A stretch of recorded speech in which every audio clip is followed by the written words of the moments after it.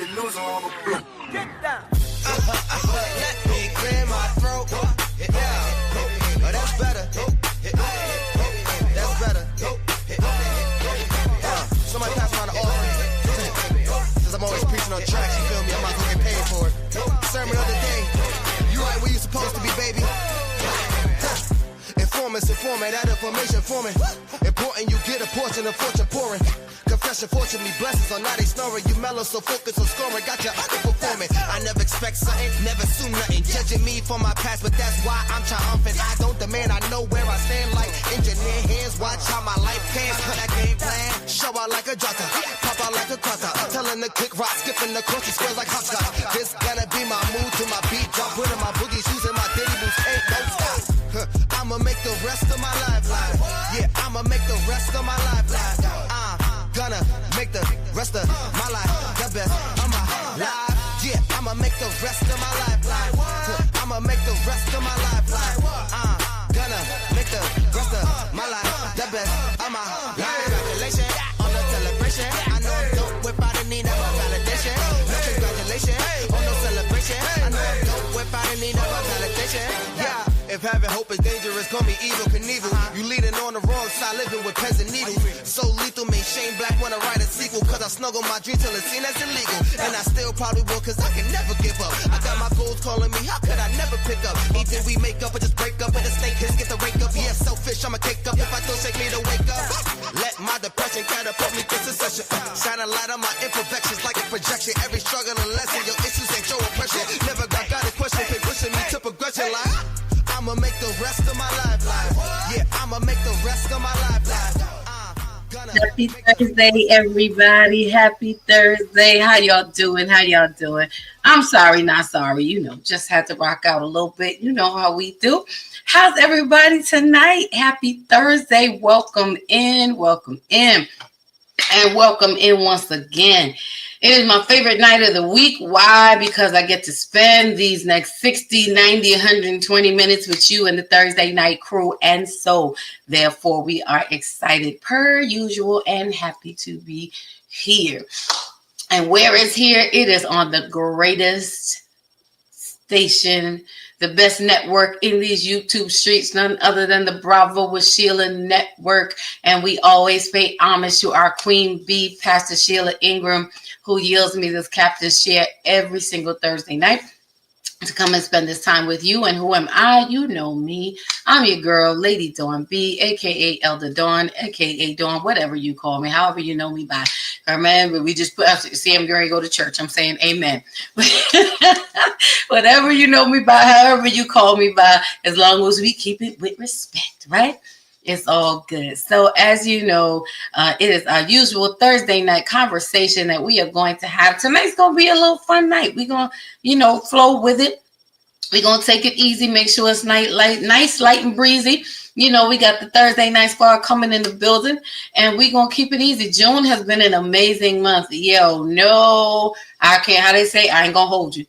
The men, y'all put it down this month. June, it was all about the men, and they showed up, showed out, did their thing. Yes, they did. Yes, they did. So salute to the men. June is Men's Mental Health Awareness Month, and so we have focused every week having a discussion geared towards men, about our men, and conducted from our men. And we've had amazing Black African-American authors on with us this month talking about some dynamic stuff. We started out with my friend, my guy, Melvin Phillips Jr., and his book, I'm Divorced Now What? It is an incredible book, and he will be coming back in July with some of the ladies that contributed to that piece of work known as the book, I'm Divorced Now What? Shared some real good information, and it's good to hear from our men. As you know, my motto for the Men's Lounge is, and for our men in general, is something happens when men speak. We don't always want to admit it, but ladies, we got to start giving our men their credit, their flowers, all of that. Their voices make a difference in everything that we do. Their voices make a difference in the world. So I'm always excited, even when I don't like to hear what they're saying, because it might be a little true, may hurt a little bit, just saying. But, learn to just kind of take those hard gulps, and let our men speak, right? So we appreciate that. We started with Melvin Phillips, and then we moved over to the newest member, I'm so glad to say, of the Thursday Night Squad. You know him, you love him. His story was incredible. All right, he is in the person of Justin Wilson, who came on and taught. He showed us and spoke to us and shared his truth, his story, and showed us what courageous vulnerability looks like in real time. And again, it was a blessing. It was amazing to hear these stories from our men about their lives, their truth, they're sharing from their wells of experience, right? And that was just such a dynamic conversation. He's going to be back with us, but again, he's going to be here because he's part of the crew. You know what I'm saying? Had to kidnap him, fold him in, I'm glad I didn't have to hold him hostage, but he just came willingly, which is probably really good anyway, because I didn't want to have to football tackle him by the ankles just to make him be a part of the team. So I love that. But I love the space where he contributed. And so we salute him tonight also. And absolutely my brethren, my favorite Jamaican Canadian or Canadian Jamaican, my brother Gregory Bloomfield came in last week with the 522 man, teaching us what kind of man are you? So it has been incredible and amazing. They've been coming, they've been writing, they've been sharing. If you don't have their books, go get them. I promise you, we're going to post them up again. So I wanted to acknowledge what we've been doing this month. Ladies, I'm encouraging you to continue doing what you're doing. And if you have not started, make sure that you take time this month to pause, check on the men in your life, do something special for them, whether it's bring them a cup of coffee, send them lunch, take them out wherever they want to go. Maybe just go sit, do something that doesn't require them to be in charge, to be in control. Let them have a moment to relax, to breathe, to get some air, because we need our men, right? So we're going to come out of our comfort zones, ladies, and we're going to treat our men the way that we want to be treated. I'm a firm believer men deserve roses, flowers, candies, and trips just like we do. Or whatever it is that they like, they deserve it just like we do. It doesn't have anything to do with them being less of a man or us in our masculine energy, so to speak. It has everything to do with showing gratitude, concern, and care for the men in our lives. So with that being said, I want to shout out some people in the comment section. And as we do, I'm going to start with the greatest moderator to ever do it in these YouTube streets. She belongs to us. She is in the person of Inania Kenya. She is in the building on tonight. She's saying, hey, Bravo Nation, and showing me some love. Hey, good to see you, sis. Thank you for always being on your post and letting no one knock you off your square. That's right. She's ours and she ain't going nowhere. We will fight for her. Okay. And while I'm saying that, one of the number one rules over here on the Bravo Sheila Network, when we are having these conversations, we're not coming in as experts, although some of us are licensed and certified as counselors, therapists, and all that good stuff. And if you need that, we do have that to provide.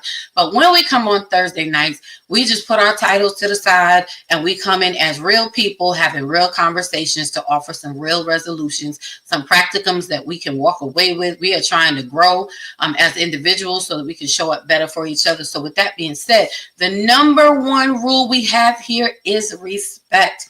And when we find respect is displayed in the comments or even on the panel, fortunately, but unfortunately, we will have to remove you from the space. And our wonderful moderator, Indonesia Kenya, guess what? She has no problem pushing that button. So we ask you to please don't make her have to push the button. We want you to stay. We want you to stay and we want you to have a good time. We don't want to have to escort nobody out the building because there is security in the house at all times. So just work with us tonight, okay? We appreciate you. I know I said I was going to be toxic this year, and I've been doing a pretty good job, but I'm good toxic. I'm the toxic that helps you get cleansed, So, let me do my job. Let me fulfill my purpose for 2025. I appreciate y'all. So I appreciate you if you stay respectful so we can all keep it respectful. And we love it when you are. So we want to say hello to everyone tonight. The squad is loaded up in the galley. I'm going to bring them up in 2.2 seconds. But I want to welcome everyone in on tonight. And for those of you who are in the expensive seats, as we call it, in the silent section, in the upper echelons, you paid that good price, to be in that special box. We invite you to come on down to the comment section. Come on, I promise you, it's safe down here. Come in and say hello so that we can greet you. Be a part of the nation, be a part of the family. We want to greet you properly. Just say hello. Your voice, your thoughts, your opinions are welcome here. We ask again, everyone to just do so respectfully. Whatever your moral compass is, that's what you rely on and share.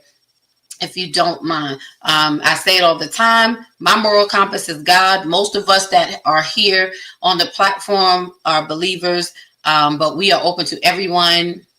Thoughts, feelings, opinions. Again, whatever your moral compass is, we welcome it respectfully here. We just ask that everyone remain respectful. But for me, it's God. So, I'm a God's girl. So you're going to get a little Jesus with me every single time. So just so we're aware. But y'all know that already. So with that being said, if you're up in the silent section, please come on down, say hello. I just want to say hi to you back and greet you properly. And I do see in the comment section on tonight, that's right, my brethren, Gregory Bloomfield in the building. Welcome, brethren. Welcome.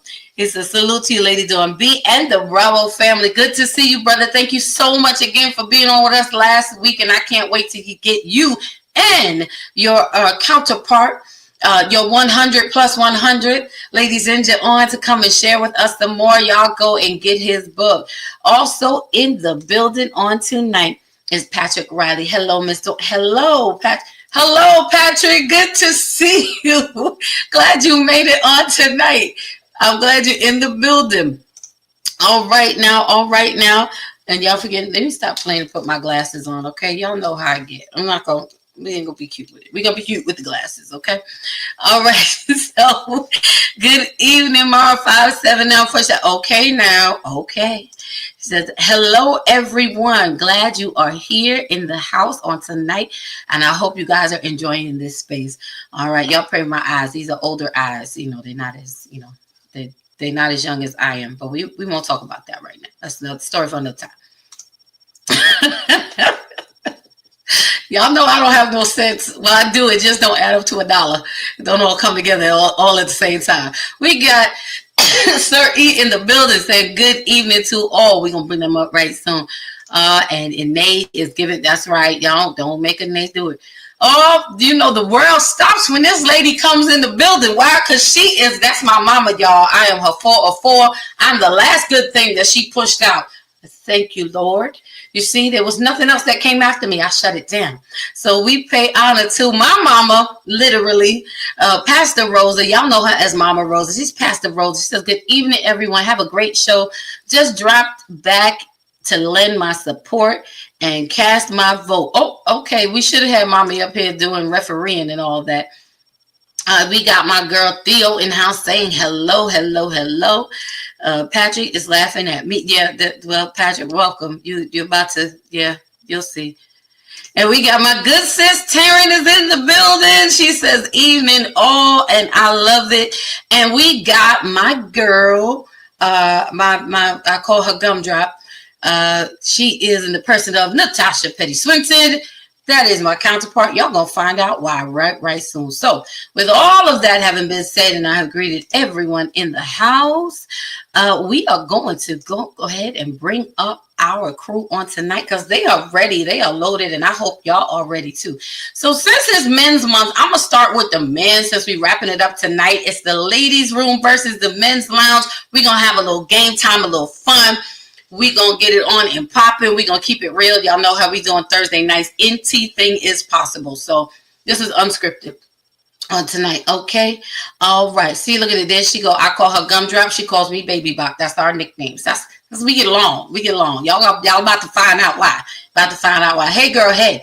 So with this, I'm going to bring him up first. Because he ain't been here in a minute, but I appreciate him. Y'all know him. Y'all love him. I gotta pause. Eric says, hi, wifey, talking to, Natasha. I gotta make sure this is my favorite couple, y'all. I gotta make sure. So, we got to give the respect what respect is due. So, with that being said, the first person I'll bring up tonight, y'all know him. Y'all love him. He's no stranger, although he's been missing for a minute, but he got it together. He's back with us tonight. You know he is none other than, that's right, my big brother. You can't say it no different. Okay, now look, y'all gonna have to get a room in a second. Now she's talking about, hey, Smoochie. All right, look. Y'all gonna have to text each other. It's not this. I love the love. That's my family, y'all. That's my family. So, you know him. You love him. He is nothing than Mr. Rockology, my big bro. What's poppin'? What's good, big bro? What's happening? How you doing? You on mute. You are on mute, sir. Nothing much. What's up, big baby sis? Nothing much. Chilling. Nice to Right. be back. It's good to see you back. How you say? What you say? What shape? I'm I off can't my call. punishment. You off punishment, right? you served your time and now you're free, right? Yeah. I was sidelined for a minute. The coach pulled me out. Now they throwing me back in. All right. You must have earned your way back. So we good. We What's up, happy. E? What's up, Big E? I love it. I love it here. I hope y'all love it here too. You do. I know you do. Don't worry about it. So I'm gonna ask y'all why you loving it here. Yo, hit that like button, hit that thumbs up, take a pause right now if you don't mind. Just go hit that thumbs button, that thumbs up button, and like, subscribe, and share. It is free 99 for you, but it means everything to us because it helps to push these wonderful conversations out into the YouTube streets. Now, welcoming bro in because like I said, he's been away for a minute, but now he's back. So we're gonna try to make sure he don't get on punishment no more. So next up is the newest. About 3 weeks since I've been on. Yeah, man. We ain't gonna count it. The next up, want to bring up this guy who I've grown to. I love and appreciate. He is new to the squad. He's new to the team, but listen, he ain't new to life. He got some experience, wrapped up in there, and I'm so glad he's here to share. He keeps it real, and I love that because we do real here. We don't pull no punches. We keep it straight.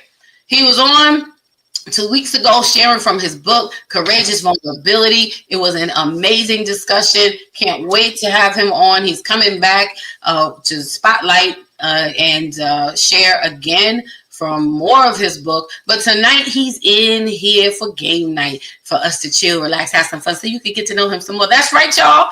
We have the Justin Wilson in the building. What's good, Justin? How you doing? I'm okay. Happy to be back. All right, good to see you. We were glad to have you back. We was holding the circle for you. We was holding your circle for you. Thank you so much. I fell asleep last week. I ain't gonna even tell you no stories. I fell asleep and woke up like so. Yeah, I had to get here today. It's all right. You allow three absences. Now here we have the greeter in the building. He's greeting everybody today. It's Eric saying, "Welcome back, Justin." What's wrong, Mr. Eric in the building. You know what I'm saying? Not like he was just sitting right next to you a minute ago. But it's okay. We gonna let him be the Bravo usher tonight. He's the usher. You go to church. Last but not least of the men folk, I got to give it to y'all tonight. I'm just happy to see y'all. We have, him, you have learned his voice, and you will continue to hear it even all the more. This is my dude, my guy, my friend, and then some. We share a lot of things. The most important thing that we share as a child, even, I'm just saying. So we know each other pretty well. No, he is in the person of, that's right. He is the husband of the Natasha Petty Swinton, and I was telling them to go, y'all gonna need a room in a minute, Team Smoochie and all they needed that. Something. Right, hi, wifey. I'm like, listen, I ain't mad at your love. I'm not mad. Okay, keep Black love alive. I'm just saying. But you know him, you love him, and he is here to share his opinion. He is in the person of Sir Eric, is what I call him for these purposes. What's poppin', E? Not much, just chilling. Not much, just chilling. That's not much, just chilling. Talking like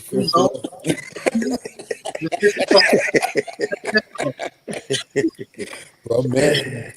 He's in Debo mode tonight. He's in Debo mode. Okay, we see that. So we got the men in the building, but I want to bring up, you know her, you love her. She is such a beautiful flower.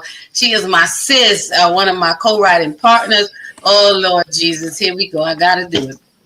So she says, hey, handsome. Oh, go. Here we go. Hi, baby. Okay. Look, we ain't doing this right now. You already did it. You already did it. What? I know. Already done. We all gonna bring others in. How about that? We gonna start bringing ours too. Okay. If we don't have one, we gonna find one. We gonna make it. Even if we just gotta borrow somebody for the night, just borrow. I didn't say pay them. I'm just saying borrow. Let them pretend. But right now, we gonna bring up to the platform my girl, my sis. You know her, you love her. She always comes with a great insight and perspective, and she is none other than my sis, my writing partner, I don't know what else I can say about her. Just a beautiful flower and awesome gem. And the person of the Coach Theo is in the building on tonight. What's poppin', sis? Hey, good evening, What's everyone. I was counting, Rock. So you have one more week. Was gonna send a search party out for him, right? Theo was like, play if you want to. You got one more. You only got one more. Okay. How we doing tonight, Theo? I'm good. How's everybody else? Good. Excellent. That's what's up. That's what's up. So as always, thank you, Thursday Night Crew, for being in the house. You know, I got to give y'all your props and your roses, you know, while we can. I'm always going to celebrate y'all. And that's why I love taking the time to honor them and just introduce them to the world. For those who don't know who they are, this is your Thursday night with Lady Dawn B, Bravo Nation Squad. Okay, so get used to it because the next 6 months are gonna be. You thought the first 6 months was good. The next 6 months of the year is gonna be even better. So on tonight, what we want to do is we wanted to have a little fun. I didn't want this month with us. I didn't want to end the month. I'm hearing an echo somewhere. Okay. I didn't want us to end the month on such a serious note. We had a great month. June has been amazing, and it has been great. The men have shared, and like I said, I got to give it to y'all. Salute, fellas. Y'all was holding it down all month long. Y'all came with the heavy content. Y'all put it out there in the business. I had people sending me questions and asking about y'all. I said, well, dang, lady, you know, okay. It might just have to be the men all the time. I don't know. You know, y'all need to speak up some more because it was almost like, what? Men are talking for real? It's like, yeah. They're like, oh, let me find out. So it's a beautiful thing. And I appreciate each of you lending your voices. But on tonight, we're gonna flow freely with it. So I wanted us to have a little fun. And normally when we do versus the ladies' room versus the men's lounge, it gets very intense and very passionate, you know, because we start attacking a issue, not each other, but an issue from both sides. But tonight we're gonna have a little fun with it. Tonight's topic, I was saying, is who does that? You know, there are things that happen to us that happen in our presence, that happen that is those things that make you say, like, who does that? Why would you do it? Like, just trying to understand the logic of some people and trying to understand the logic of some things.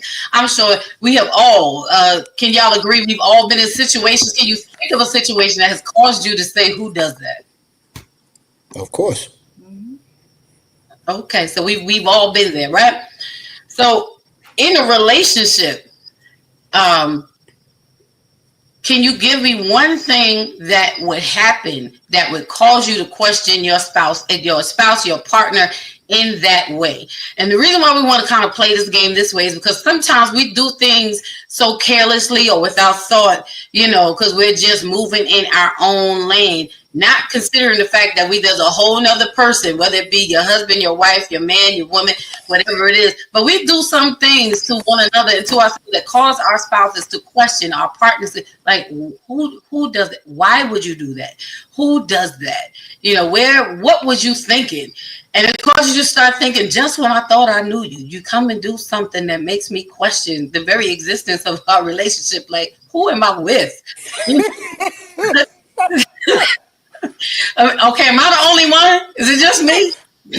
I'm sorry, because when you saying that, stuff just started popping in my head about my wife that I can't really say on this stream. It's too late now. You already done started. You already done said it. No, Tasha, okay, Tasha, do you want me to take man up? back the hey handsome and the hey smoochie? You want me? You might be all that handsome and moochy stuff about to go out the window. Exactly. He brought himself to tears. Right. So E. So you know, I feel the spirit. I feel the spirit. I feel led to start with Eric. I just feel the spirit. I feel it, you know. Anybody else feel it in the room? Did you just feel the spirit? Right, we just need to start with Eric. Look at Rock is in worship. All right. Okay.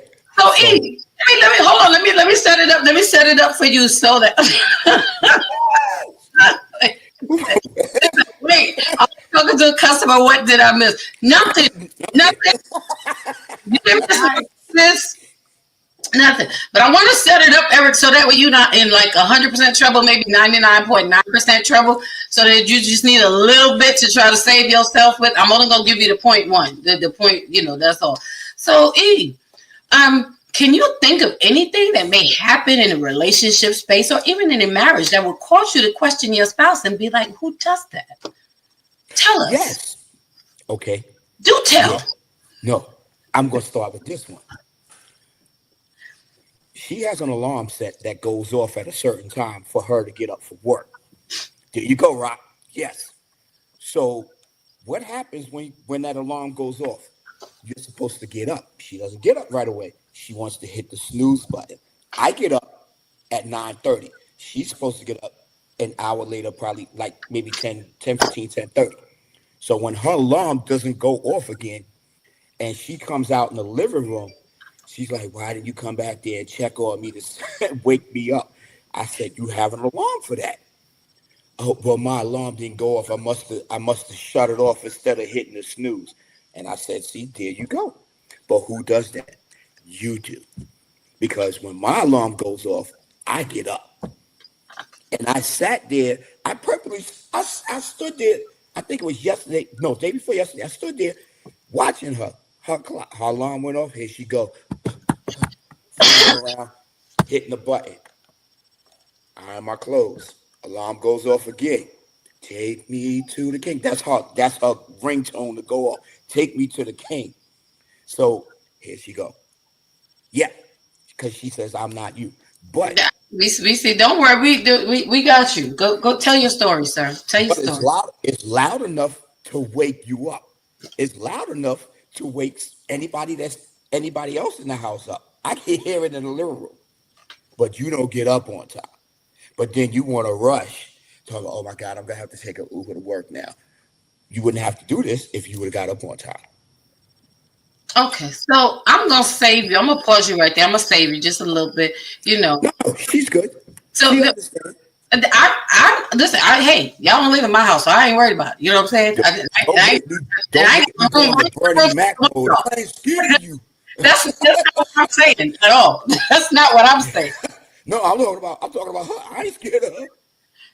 Listen, okay, you'll just keep digging yourself deep. Men's Month it started off so good. And it's still good. Eric, don't take it there. She said boo. Yeah, boo.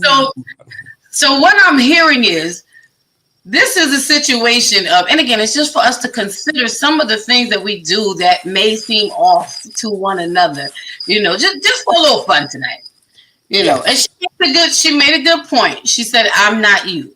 So it sounds like more or less it's a situation of what her process is, what her system is that doesn't match with your system, right. Because you move differently, right? Right. Of course. So because you moved, it doesn't mean one is right and one is wrong. But this is one of the things that we have to think. Simple things that most people really would not talk about and bring up, but they're real stuff because day after day, if you think about it, you got to get up for work 5 days a week. And it repeats, 4 weeks out of the year. So by the 10th day, you in week number 2, you know what I'm saying? You like, look, how many times you gonna just set the real alarm that you need so that when you just get up the one time, but that's not how everybody functions, So this speaks to us learning acceptance of each other and adjusting to each other's systems and processes, which is not so easy. Does anybody want to share anything on Eric's situation? Well, I was kind of thinking that it's her system. And it's her system. Yeah, I know. So when you know that she might potentially be late because she done hit the snooze too many times, it would be nice of you to say, hey, babe, don't you want to get up? Another Right? 5 minutes. Rather I'm than getting just up let in her 5 keep hitting the minutes. snooze. And You then, gotta let her land, Eric. You gotta let her land. right? Yes. So that's what came to my mind. Like, it's her system, but you know it's her system. But instead of helping her out a little, you let her be late. Really? And Wait anyone a Now you know else that's gonna be an argument. Justin a minute. to share from the male side? Wait a minute. Wait. I don't let her be late. Listen, I had to help her out. I had to help my sister out. I had to help her out. We gotta come a little bit better than that. Listen. Come on, What's Rob. the saying? What's the saying? We love an on-time God, right?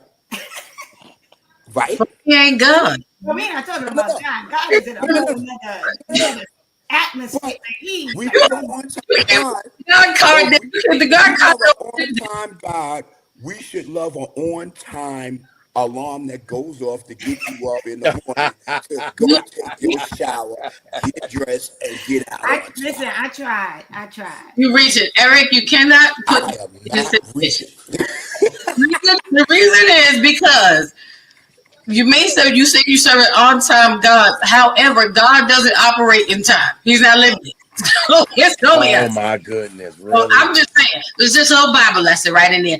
Welcome in. Y'all give some salute and some love to Pastor Sheila, who is the curator and the queen bee of the Bravo with Sheila Network. Hey, Auntie Bravo, we love you. She says, blessings, everyone. It is good to see you. Rock, Justin, do you have any advice, help? You got a lifeline you could throw out to your brother to help him in this matter? No, I totally concur with him because I'm I'm having the afraid. same issue. Oh, okay. Well, we gonna wait for Rock. What you said, But Justin? Wait, go ahead. Wait, hold on. Go ahead, Rock. You said you in the same situation. mine go a little further than that. My wife got alarms going off like 6:37, right?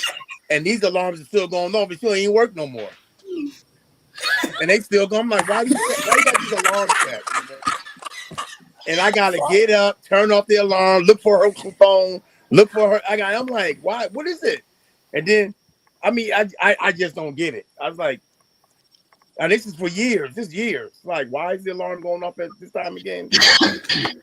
It's my alarm. It's my phone. Leave it alone. Then, correction. I'm like, geez. So I'm agreeing with him. Okay. So you have one person on your side. Justin, what say you? Do you have anything you can help your brothers out with? The lifeline, phone a friend, anything? I guess the only thing I can really, oh my god. The only thing I See can the really alarm's say, going off now. See? That is not an alarm. It was on here. It was on here. I get up 4 o'clock every morning, and what I was doing when I was in this situation to have someone to wake up is I would ask a very specific time because it's the same thing. And I'm like, what time do you want me to wake you up? My alarm clock goes off. Okay, but what time do you want me to wake you up when your alarm clock don't wake you up? That way I can See? avoid the wrath of waking her up because she told me to wake up at that time. So maybe that'll help. But Oh these no. brothers got a lot more experience than I got. I assume so. That's Oh, just what I Justin. think. But I could be wrong. I'm Oh, learning. See that? Justin. No. Justin. Thank you, Justin. Thank you. Justin. We are giving. We're helping here. We're here to help. We're here to help because we want to keep Black love together. We want to keep Black love loving. No. We stand together. We Oh, stand together. She that's already know this. not the that's Oh not no, the.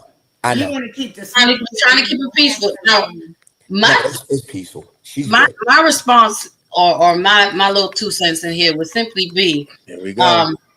as as Theo said, you Don't blame Theo. You saying it. Go ahead. no. Y'all know I stand 10 toes down all the time. I'm just saying. Okay, I owns mine. All right. But as Theo said, but you knew what you were getting when you got it. So, my thing is this. Although it may cause you to question, like, who does that? Why do you do this every single day? My thing is like you can't complain about what you committed to. Because you do see See that pause? That was a beautiful moment. That was just beautiful. It just happened. Oh no, you do not want to know the thoughts I said I was committed to. You don't want to hear those thoughts. Listen, That's for 8:30. we got a little bit. We got a little bit. But You want to know. but for real, it's a good thing. See, and Tasha, I got you. She says exactly. But how often do we do that though? No, seriously, the things that we question when we're saying like, who does that? When somebody that we know and we're so close to responds or reacts or moves in a way that does not fall in line with our system. And sometimes that causes a great conflict in relationships because a person can then become offended, right? I mean, for right around, they have their systems. You could feel that the person is attacking you or picking on you. Like, why all of a sudden now are you bothered because my alarms go off, every 10 minutes and I don't get up? Maybe that's just how that's how I'm used to. They've been going off all this time. We're not new to each other. This is a conversation I hope, y'all can see somewhat unfolding, because of the way that we address the things that cause us to question, I know I'm constantly asking myself, who does that? But, mine's just because of my son. He's a special candidate. I got so many stories that I started writing a book called Chronicles of a Boy Mom. Okay. Because there's some stuff like, who does that? Like, who sets the garbage can in school on fire? Who does that? Why? Oh, flashbacks. I'm sorry. Yeah, because you're mad about something that happened on the way to school that had nothing to do with the people in the school. Like, who does that? These are who does that questions. These are I've been through some things, y'all. I've been through some things. I'm just saying. So I want to read this to you guys too. So the phrase "who does that" is most often used as a rhetorical question because we already know. We know it don't make not a bit of sense. So we know what we asking already, but you're trying to find a reason, right? It's a rhetorical question expressing incredulity or disapproval at an action. It implies that the action is so absurd, strange, or offensive that it is difficult to believe anyone would do it. It can also be a straightforward question about who is responsible for a particular action. Well, we know our usage of the phrase "who does that" is not the latter part, but it's the part of the fact that it implies that the action is so absurd, strange, or offensive that it's difficult to believe anyone would do it. Now, we've all, goodness gracious, hold on before we move on. Look who's in the building. It's Vaughn, the Invisible Man. Eric saying blessings all. He puts all the L's so no one gets left out. What's popping? Vaughn, Eric, that's my arch nemesis. He and I fight on the regular. But, it's all love. It's all love. So, getting back to Eric's scenario, in his case, I think that we should think about how we work through, how we navigate accepting someone else's systems and processes that don't match with ours, and how do we address that? How do we make sure that while we can, because I think it comes from a good place, right? When you talk about an alarm clock, something so simple, you want the person to get up, you want them to be on time, you want them to get to where they're going. I don't think and sometimes we who do these actions also have to consider how it's affecting the people that we are with, because no one wants to deal with this every day as you're waking up late and then running, scrambling, knocking everybody else out of the way, to get to where you got to get to and do what you got to do. So it becomes stressful for everybody. So I think that we should consider how we work through and how we navigate those spaces of having different processes and systems, but still having to be in the same house. Welcome in, Monica. Good to see you. Thank you for joining us on tonight. Welcome in, welcome in, welcome in. And if you don't mind, everyone, just hit that thumbs up button. Please like, subscribe, and share if you can. Please, sir, please, ma'am. I am your Thursday night host, Lady Dawn B. We are here on the Bravo Sheila Network. We got the ladies' room versus the men's lounge. We just having a good little conversation, some light fun on tonight. Talking about the question, who does that? The things that happen to us or that we see and exposed to that cause us to question sometimes their sanity, their way of thinking, their way of doing things, and how we navigate that space. So, who's next? Who wants to share something good next? Justin, you look. Oh my God. So I was in a situation where I was repeatedly, I don't want to say getting in trouble, but disapproved of because I wasn't picking up on the cues for things that were being asked for, but weren't being asked for. And it's like, why don't you just communicate and say what you want? And I used to always wonder, like, who does that? Like, just say it. Like, we built this on communication and you're not communicating, but you're mad at me for not answering a question you didn't ask. Exactly. That's a good one. That is a really good one. Expecting a man, and I'm gonna say I'm gonna put it. I'm gonna put it that way because it is typically us women who do that.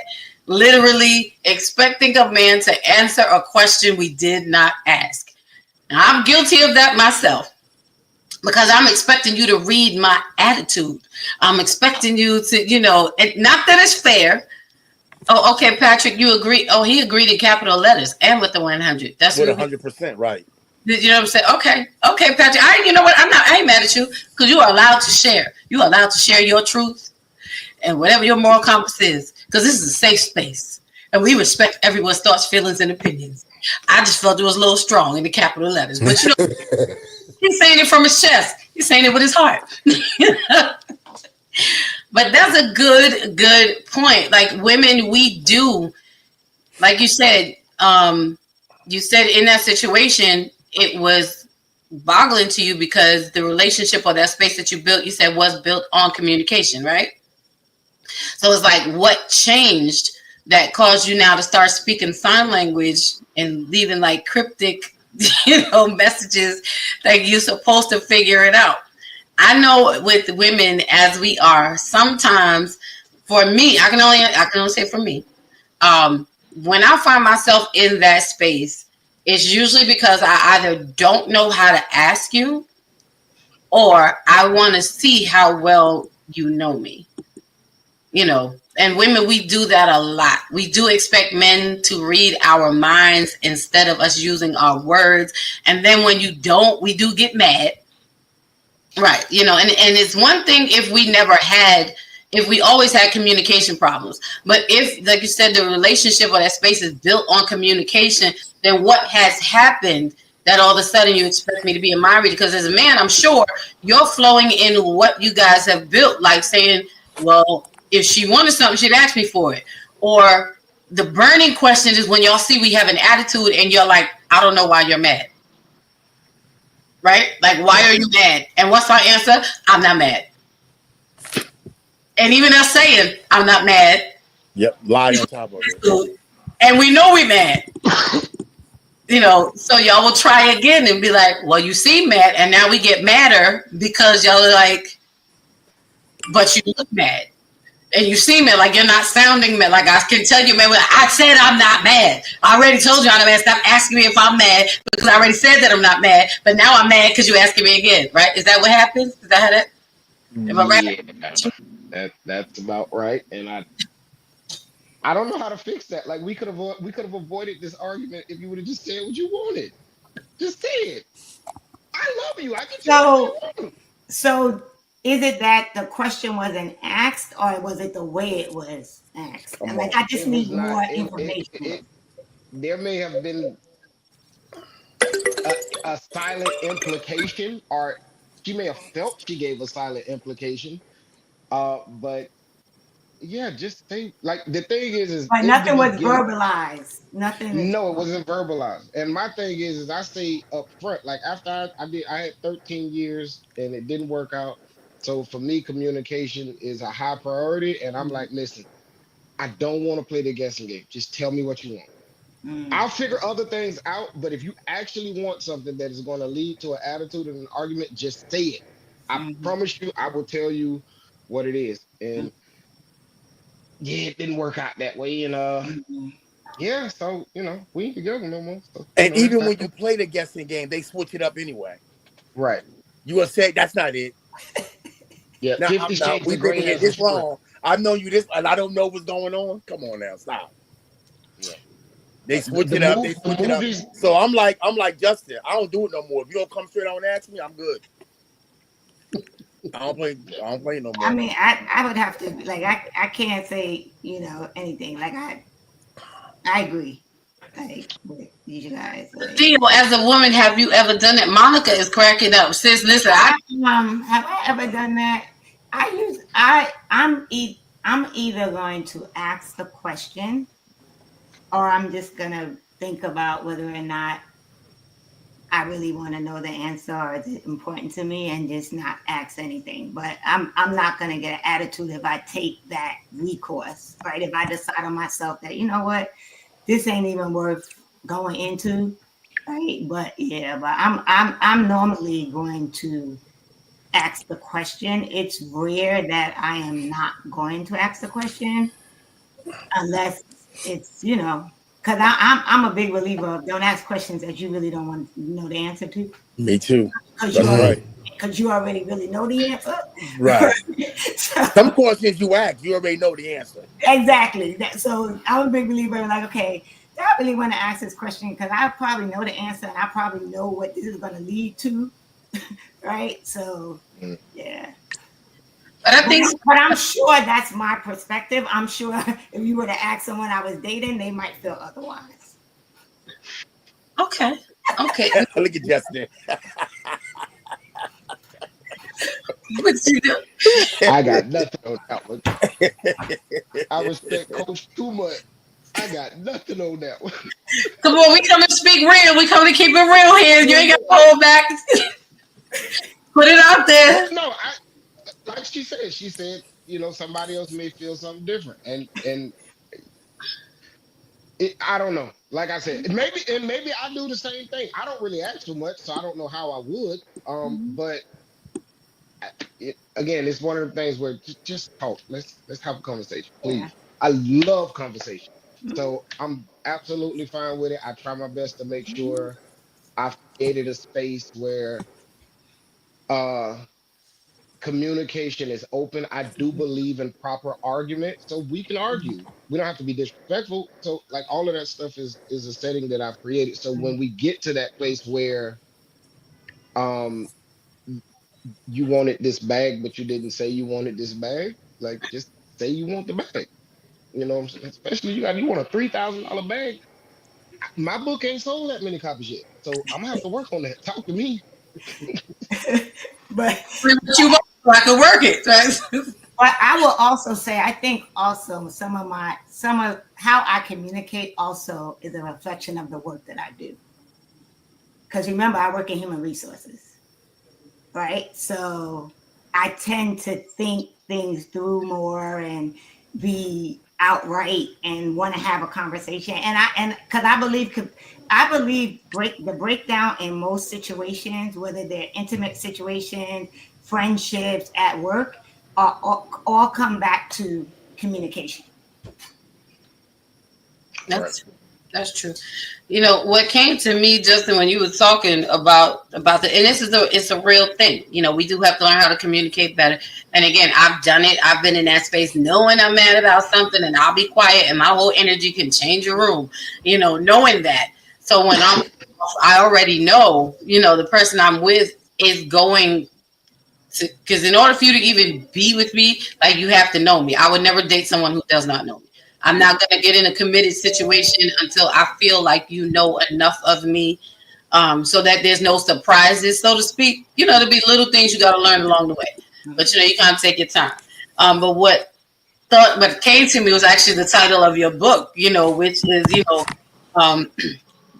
being courageously vulnerable, because in order to have those hard, and it came to me about having hard conversations. Sometimes it can be the simplest thing, but it can be such a hard conversation for us to have. I know for me, if I'm mad and you question me and I know I'm mad and you're like, well, what's the matter with it? I'm not mad. For me, I'm going to tell you straight away why I would respond that way is because it would be out of a prideful place, because I didn't want to admit that whatever it was that was making me mad got the best of me. That's one thing. So, that's something we got to think about. And this is just to help us to understand. Or that we were right. Or that you were right. I struggle. Yeah. You struggle with that one. Hey, fellas, I'm going with that more than anything else. Yeah. They don't want you to be right about how they feel now. But see, is it about right or wrong? Well, the thing is, no, but that's the perception that's taken when in that scenario. That's the perception. If it's right, people get upset when man. People get mad. They get upset. Shut up, Eric. Because it's true. But the crazy thing about that, the caveat of it is that I don't want you. This is gonna be so stupid. I don't want you to know that much. I'm mad that you know that much about me, but I want you to know that much about me. Mm-hmm. This is what happens. I can't, sis. No, that. No, sometimes, but I'm saying this is what happens sometimes. I'm mad that you know that I'm mad, but I want you to know that I'm mad, but I'm also upset because some of us, we put on these masks and we keep ourselves guarded and covered. So then when you're with someone that learns you and knows you and starts seeing your vulnerability without you having to say it, like Rock said, I don't want to know that you are right. I don't want to tell you you're right because I'm mad. But I want you to know that I'm mad. I want you to see that I'm mad without me telling you that I'm mad. And I know that is crazy, but ladies, if we are honest, we know that is how we function. Not all, but that's how some of us function, because that's why then we struggle with sharing after that. Like now I got to own up to the fact that he knows I'm mad. And now you broke through this first barrier. You broke through my wall, and now I have to I have to tell you why I'm mad. See what Natasha said? That's it. Mm-hmm. Sometimes you're just like, I need time to process this. Okay, but then yeah, but process. Let me read it. She said, sometimes you're trying to get your thoughts together and truly say what you mean and not speak from anger or emotionally. And that may be true. But in that case, and if that's the case, the best thing to do in those spaces of communication is say that. Instead, and a lot of us won't admit that I need, I need a minute. I need a minute, right? Instead of that, we'll just be like, we give our knee-jerk answer of no, and I'm fine. No, and Dad going, well, you not fine. Like, sis, you just screamed, I'm fine. Like, and he whispered, how are you? You know what I'm saying? So you're already reacting out of anger or emotion. Yeah. But it's like Justin said, right? I feel like, especially now, right? Probably even more so now, but and like I said, just because of the work that I do, right? I feel like you have to set the rules of engagement. Right? Like, if we have a disagreement, how are we going to resolve that? All right? If you know your partner and you know that your partner might need time to process it, but you want to just head on deal with it right then, you guys have to decide that, hey, you know how I operate, so you need to give me 5 or 10 minutes to just like really take some time to think about it or whatever, and then let's come back and discuss it. Rock got his finger up. So what's that? What you said?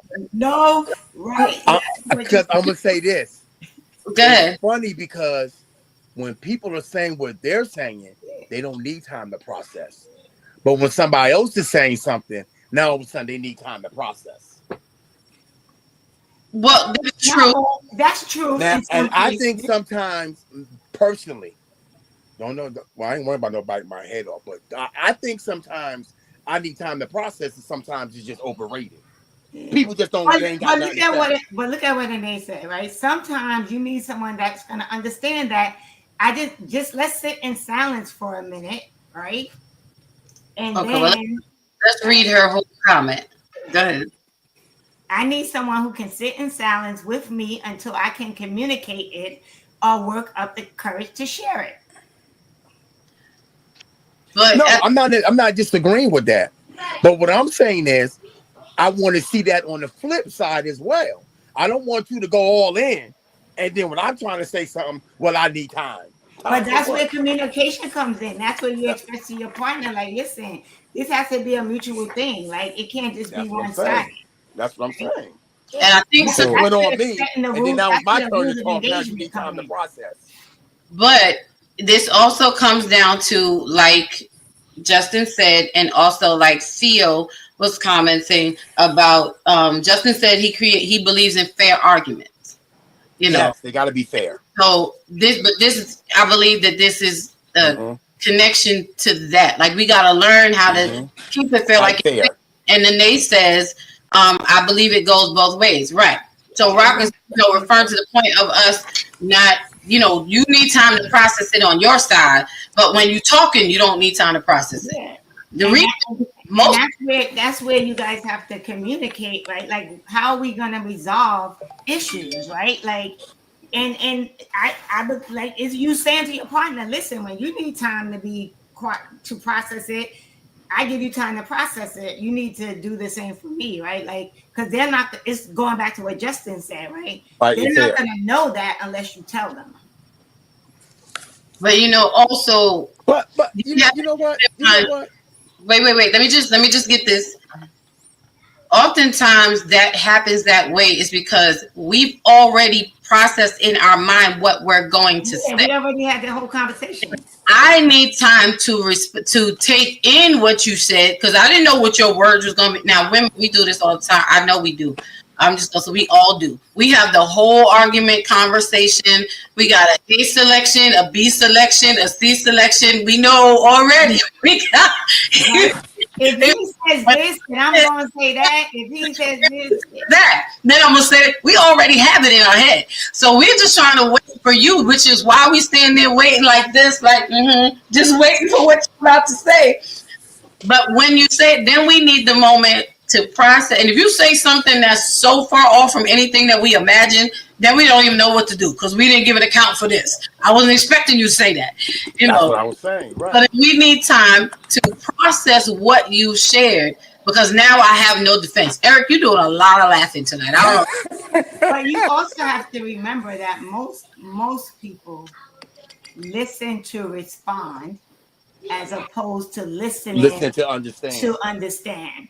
Yeah. Right? And so that creates a lot of issue as well, because if you're just listening to respond, you're not really hearing what the person is saying and what they're communicating to you. So now there's another breakdown in communication.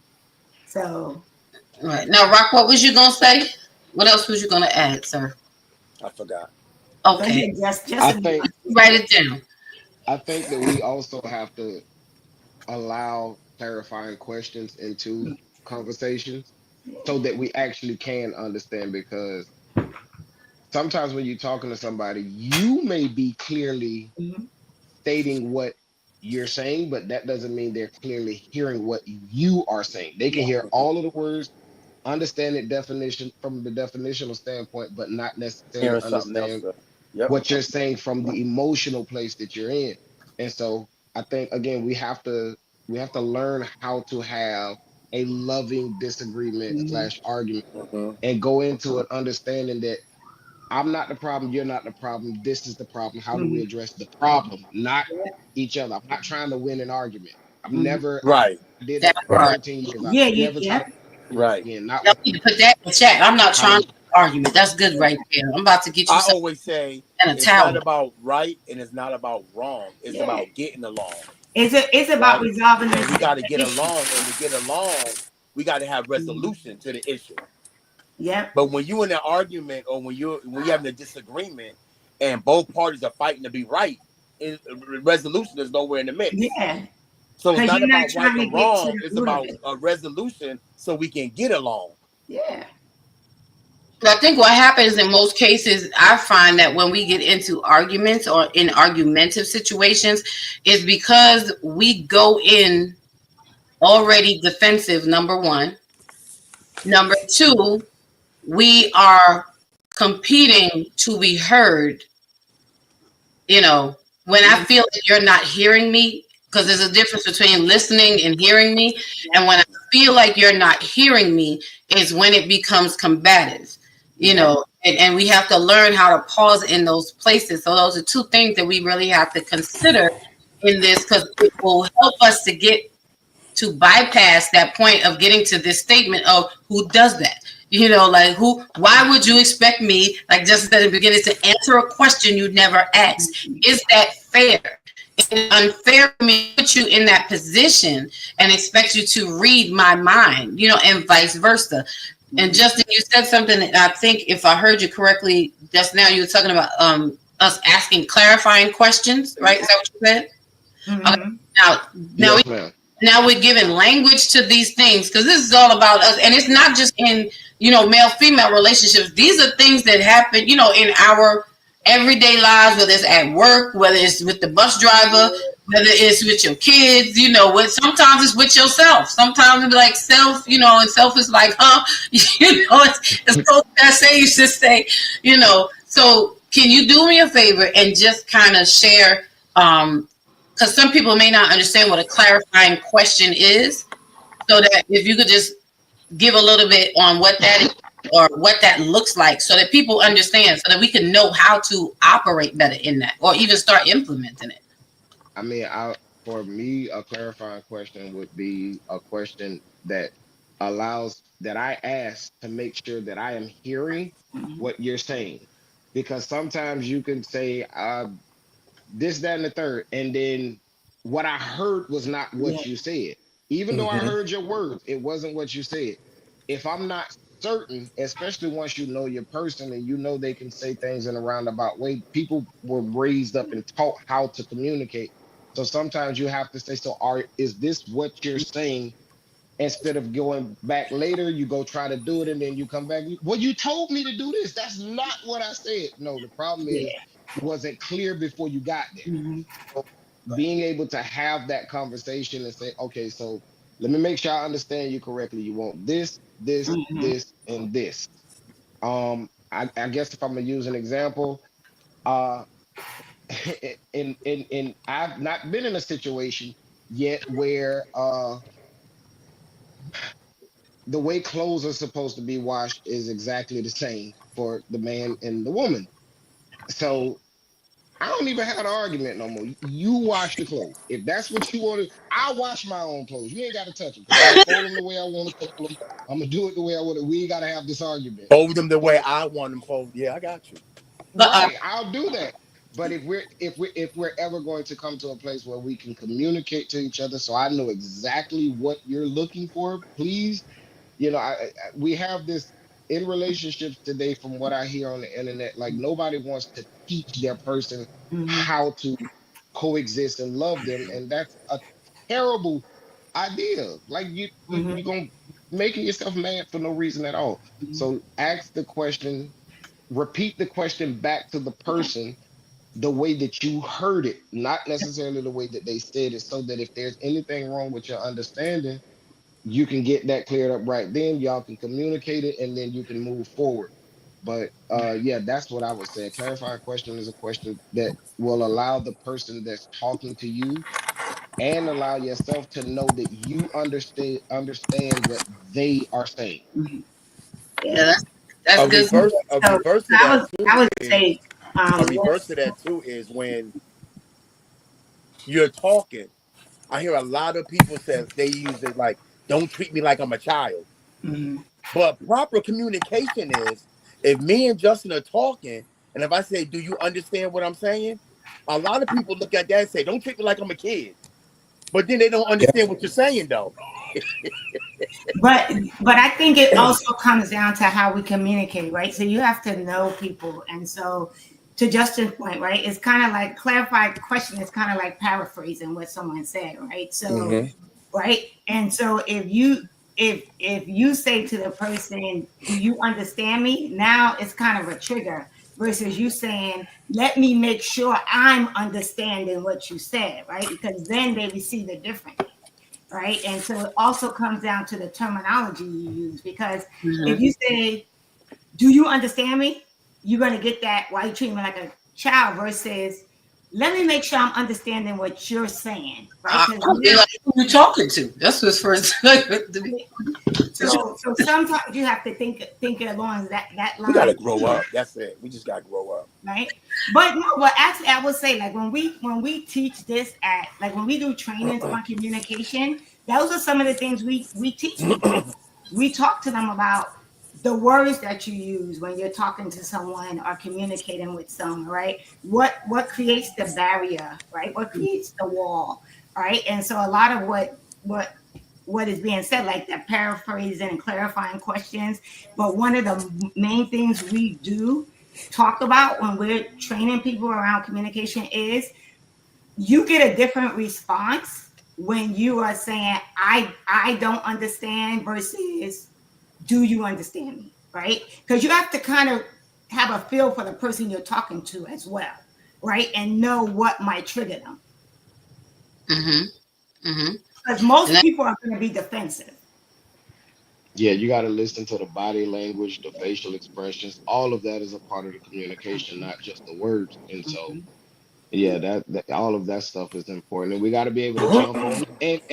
And for me, because I realized that so much of what we have called communication, from being how we were brought up, is not proper communication. Yeah. And so you have to be willing to have the conversation in such a way where you're not trying to be degrading or demeaning, but you are trying to understand. And that's why from day one, you got it. Once you kind of learn how to properly communicate, from day one, have the conversation. Take that out from day one and let them know, listen, if we ever having a conversation and it sounds like I'm being if I'm like talking down to you, I'm not. I'm genuinely trying to understand what you are saying, because I'm a believer that we are all the sum total of our experiences, and no matter what we're doing, we're talking from those experiences. Yeah. And so you got to be able to have a conversation with that person, with their experiences, with their train of thought, their mindset, their character. You got to have a conversation with all of that. And especially when it's an argument, because the argument is going to be a disagreement. That's going to be a happy conversation no matter what. But we can lighten the load by being a little bit more understanding and compassionate. And then you can develop conversation.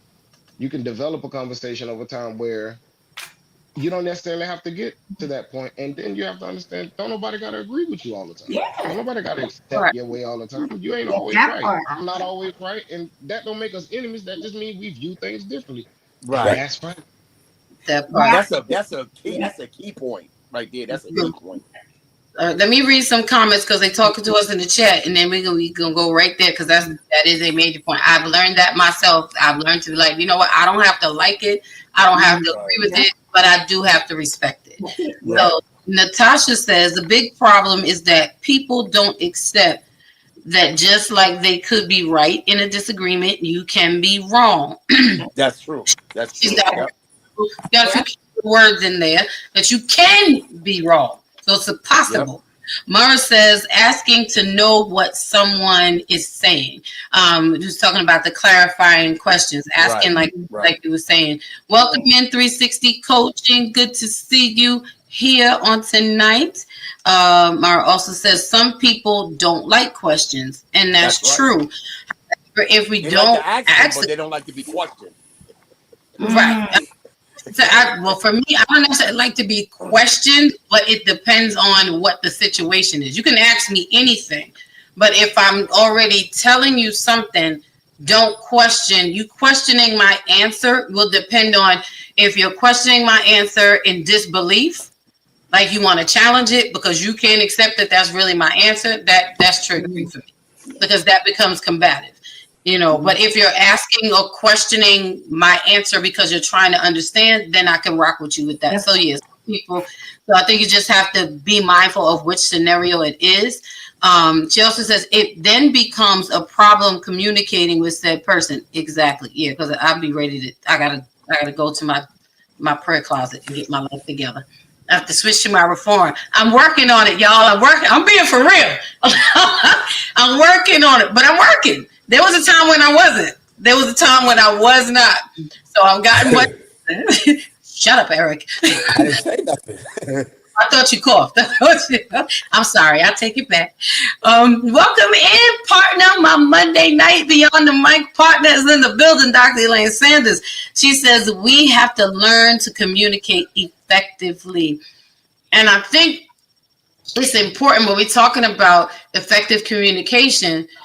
There's so many layers to it. I'm like a word girl, so by definition, I want to understand so when you say effective communication, what does it mean to you? And what does that look like to you? Because what may be effective communication to you may not be the same to me.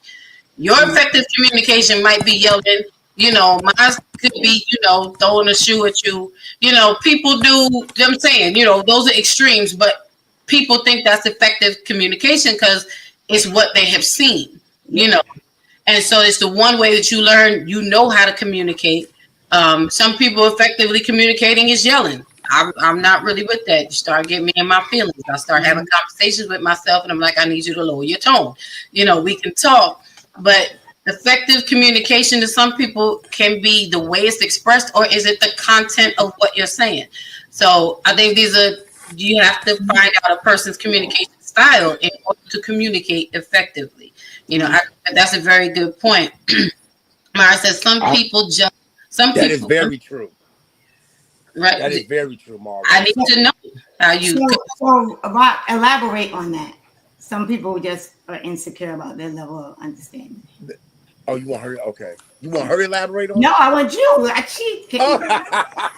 Because you said it's true.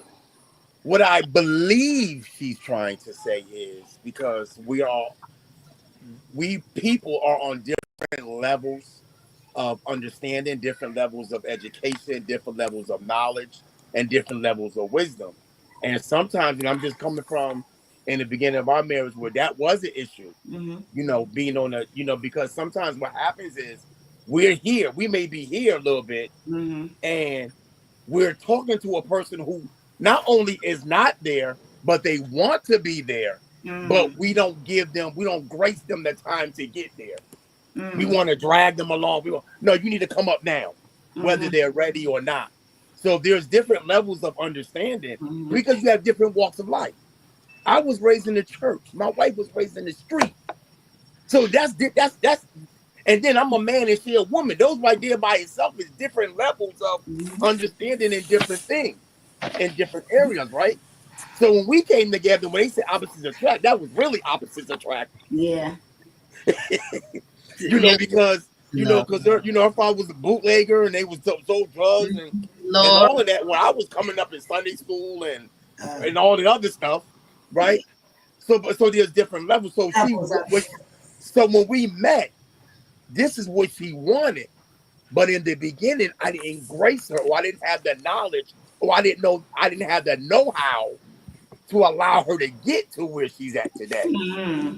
You see what I'm saying? Because I'm like, well, everybody know this because I came up here. I'm thinking everybody, when I turned 18 and got out there at 19, I'm thinking everybody went to church. But to come to find out, I was like the only one. that was just so you were like, you never been to church? Yeah. Huh? What'd you say, baby? So you was the problem then. You was the odd man. Most definitely. That's what I'm talking about. Yeah, because I didn't have the grace to let her get to it because she wanted it. It wasn't like she didn't want it. She was bucking. She was fighting. She wanted to get where I was at. But we don't allow people time to get there and the grace to gain the understanding, to gain the knowledge. So we want them to come along when we want them to come along. Now, even though it took me the time it took me, and I'm still learning at 58, Mhm. We want people to come and get it all in one time. Yeah. But this goes to, I see you, E. I'm coming right to you in 1 second. But it goes to the point of saying that lends to the fact why some people are just insecure about their level of understanding, where we are in comprehension. We understand, we learn understanding through what we practice. The more I practice something, the more I understand it. The more you learn addition, the better you understand the process of it. And that's the same thing with life.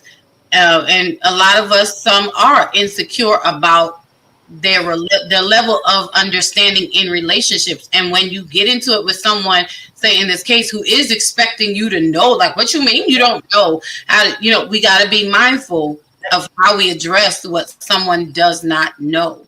So, because you don't want them to, you don't want to add the insult to injury, Right.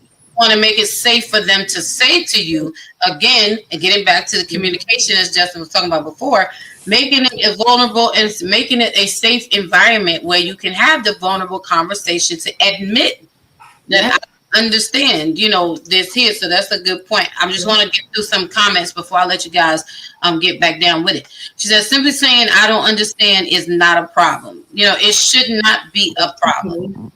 It says exactly, grow up. Now we have to keep in mind though, when we're asking other people to grow up, now I'm just going to say, because you know me, do both sides. Now, when you're asking somebody to grow up, keep in mind that you then have to be willing to give them the grace, like Rock was talking about, and be patient to allow them to grow up, because growing up takes time. And with that, you got to understand that you now have to grow up and become that leading person who's going to show someone else how it looks, to be in an environment where you have the space to grow up safely. Yep. We got to be careful when we're asking people or telling them that you got to grow up. It's like, I do, but you got to grow up with me.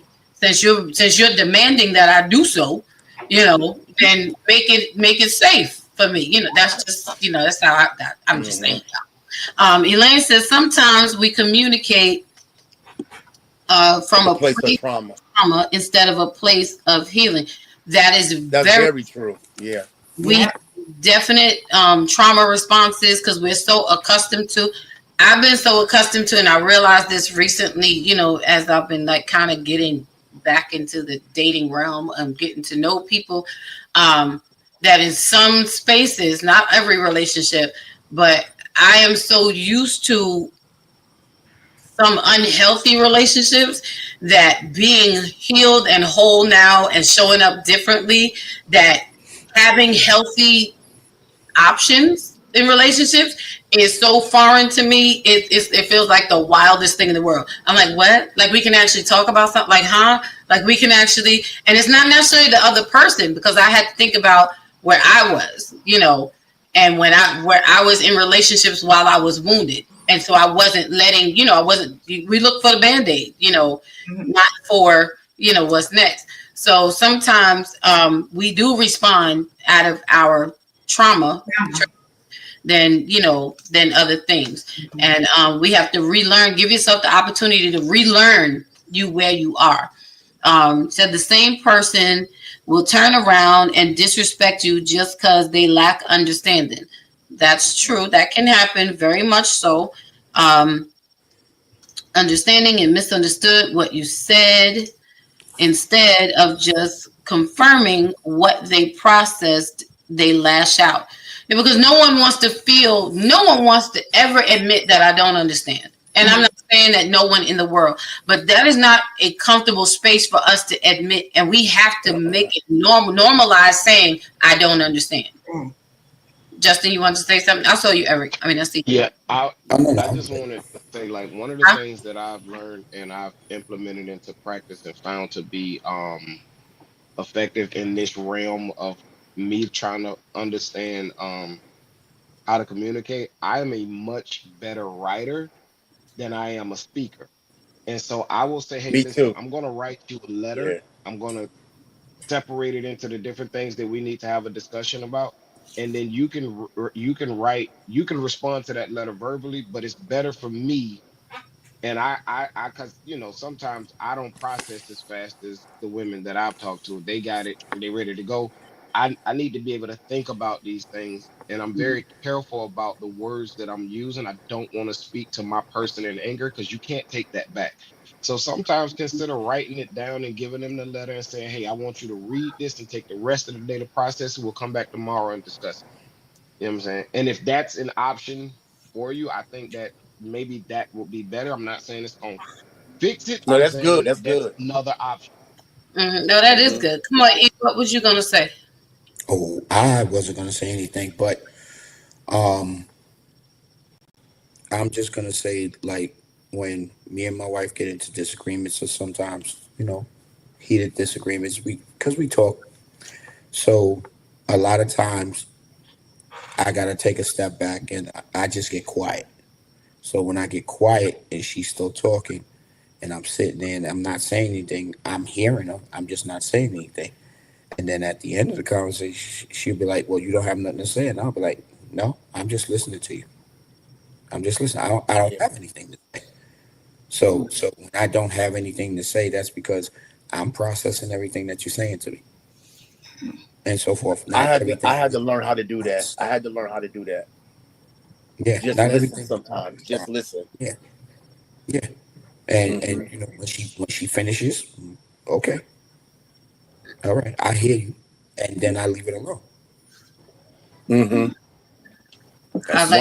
One thing I learned in my marriage is it's okay to listen, and it's even okay not to always have a response. Yep. Everything Right. doesn't require a Because response. sometimes what I've learned is sometimes people are just venting. They're not really. It's not really a complaint. It's just like I just don't understand why the fan got to be on every night. It's not, it's nothing to really get into an argument over, Yeah. But I be hot, but I Yes. be cold, and it's not really not, it's really nothing. So what I've learned how to do is improvise. Mm-hmm. I improvise. So, I either turn it down. A lot of times I turn it off or whatever, and so forth. Because sometimes it's not always. Sometimes what we do is not always a necessity. Sometimes it's just out of comfort. Mm-hmm. Listen, we going I through like when the air is on because I can sleep better when I have air on me than when it's just like regular. Thank you. So sometimes it's just a comfort. So sometimes Yes. we have to learn how to improvise within our comfort zones. now. Hold on. If I'm fighting for comfort and she's fighting for comfort, then we'll never get nowhere, right? So we have to improvise. So we have to improvise. I've learned to improvise and adapt. Just keep in mind in the seasons of the lives of the women, okay? No. There are seasons that listen. I got two fans in my room. Okay, I wish my son would turn one of them. I wish it's a good thing I'm single right now because it'd be a problem because bro, you touch that fan, we gonna have a whole different. I got the air, the fan, and the ceiling fan. Come on now. And she needs to have all. Wow. She needs to But like I said, I've learned to compromise. Like the ceiling fan ain't been on for days. Yeah. I've learned to, I learned to compromise. And if she said, "Oh my God, it's hot," I just click it back on. Okay. If it's cold, I click it back off. I just got to improvise. You're right. You go with it. Go with it. It won't always be like this. That's what the song says, right? Dr. Elaine says there's a difference between being questioned versus interrogating, and that's true. I want to read this real quick also before I read some more comments and we get back into this conversation. When we're talking about the clarifying question, that's one of the things that was detailed in looking at what does it mean by this phrasing of who does that. Talking about the straightforward question, it says in some contexts, it can be a simple question asking who is performing a specific action. For example, if a group is trying to figure out who is supposed to lock up the office, someone might ask, who does that? Essentially, the content of the conversation determines whether the phrase is rhetorical, exclamation, or a genuine question. So when you're talking about doing clarifying questions, it's just saying that it make it a straightforward question. You know, do you want me to do this or do you want me to do that? Do you like this? You know, it's very simple questions. Those are very simple clarifying questions that will help whoever we're with to understand what our need really is or what our want really is. And don't be afraid to ask really simple clarifying questions. You know, they are absolutely important. What's popping, Eric? Eric Moore's in the building. He's saying, peace, fam. Welcome in, and welcome into those of you who may have come in that we didn't greet yet. You know what it is. It's Thursday night, the greatest night of the week.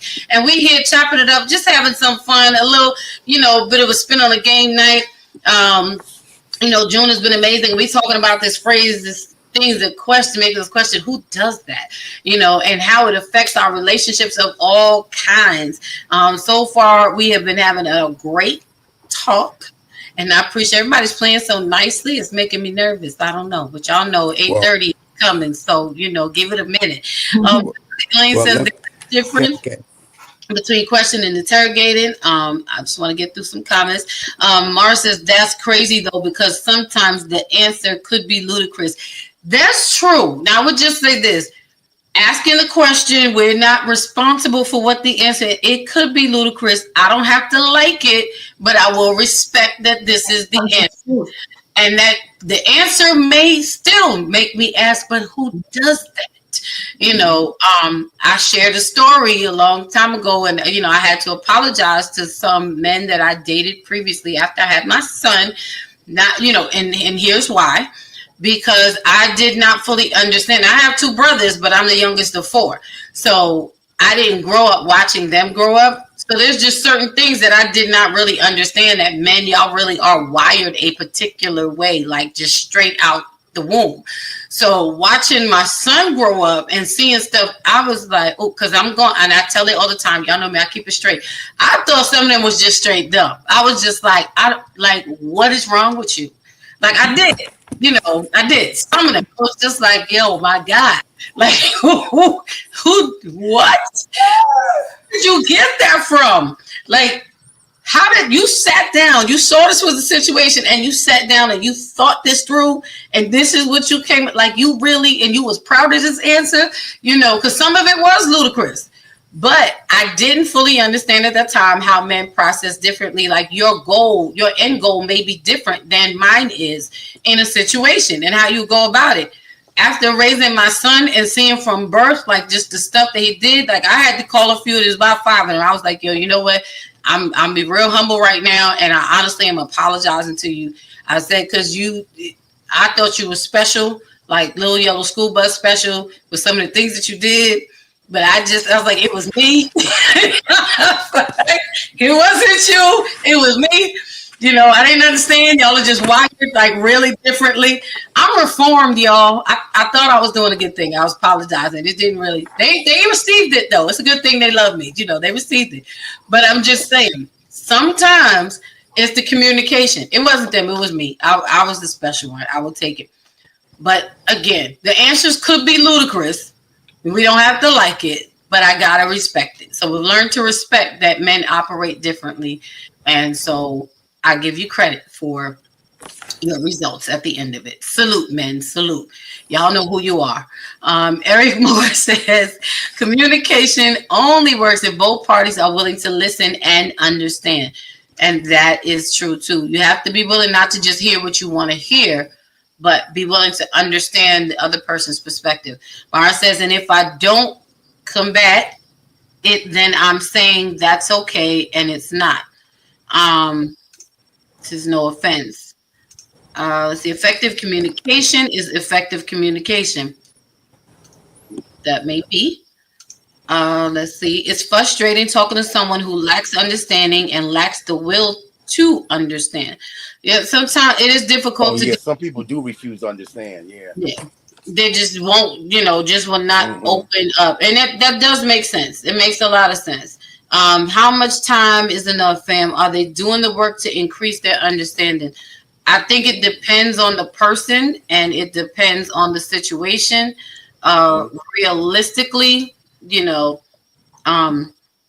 it's hard to put a time frame on it because people mature as they mature, and you may find even as they're trying to understand, there's going to be other underlying issues that may come up within that process that then you have to deal with before. Eric says one of the mistakes most people make while conversing is allowing their ego to take over as opposed to trying to gain understanding. That is true. Coach 360 Coaching says, yes, it takes 66 days to form a new habit. Look at that. So I ain't Christ. Some situations, okay. Mar says, I ain't Christ. Some situations, grace can fade out. I respect it. And 360 Coaching says, I ain't even gonna touch it. Who says, so true. So I wanted to make sure we got through all of our comments on tonight, in the moment. So I hope this is being good and helping somebody so far. We talked about, Justin just took us to a whole nother level with the communication point, because that was really, really, really good. And Eric helped us understand that people's systems and processes are just different, and we need to learn to embrace. And as Rock said, adjust. We just have to learn how to pivot and adjust. Patrick, I'm so glad you're still here. He said it's helping me. We're here to help. That makes me feel good. I feel accomplished. I feel successful now because it is helping you. Because that's what we want to do. We're having real conversations. We are just real people having real talk and giving some real resolutions as to how we manage things. Mara says, I found that men question and women don't like being questioned. And that's true. I have to admit, I don't like being questioned if it's in an interrogating way, but I do not mind you asking a question. Anybody want to share? So I'm going to say that most people probably are not going to receive well. Is that we also have to have a sense of emotional intelligence, right? Yes. And so for me, I am self-aware. So I know the things that I do to push somebody's buttons, right?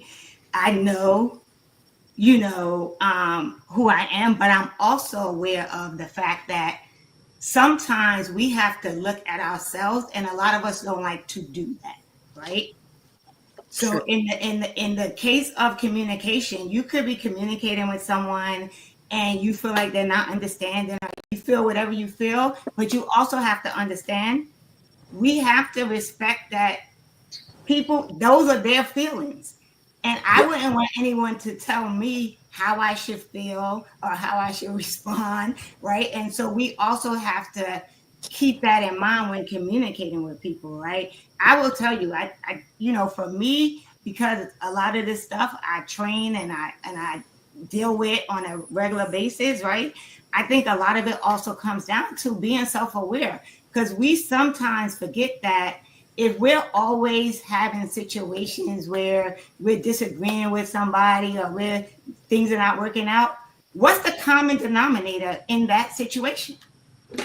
It's us. Right? And sometimes I got to look at it and say, like, for instance, when with relationships, at some point I have to say, what's the common denominator in all these relationships that are not working out? It's me. Right? Me.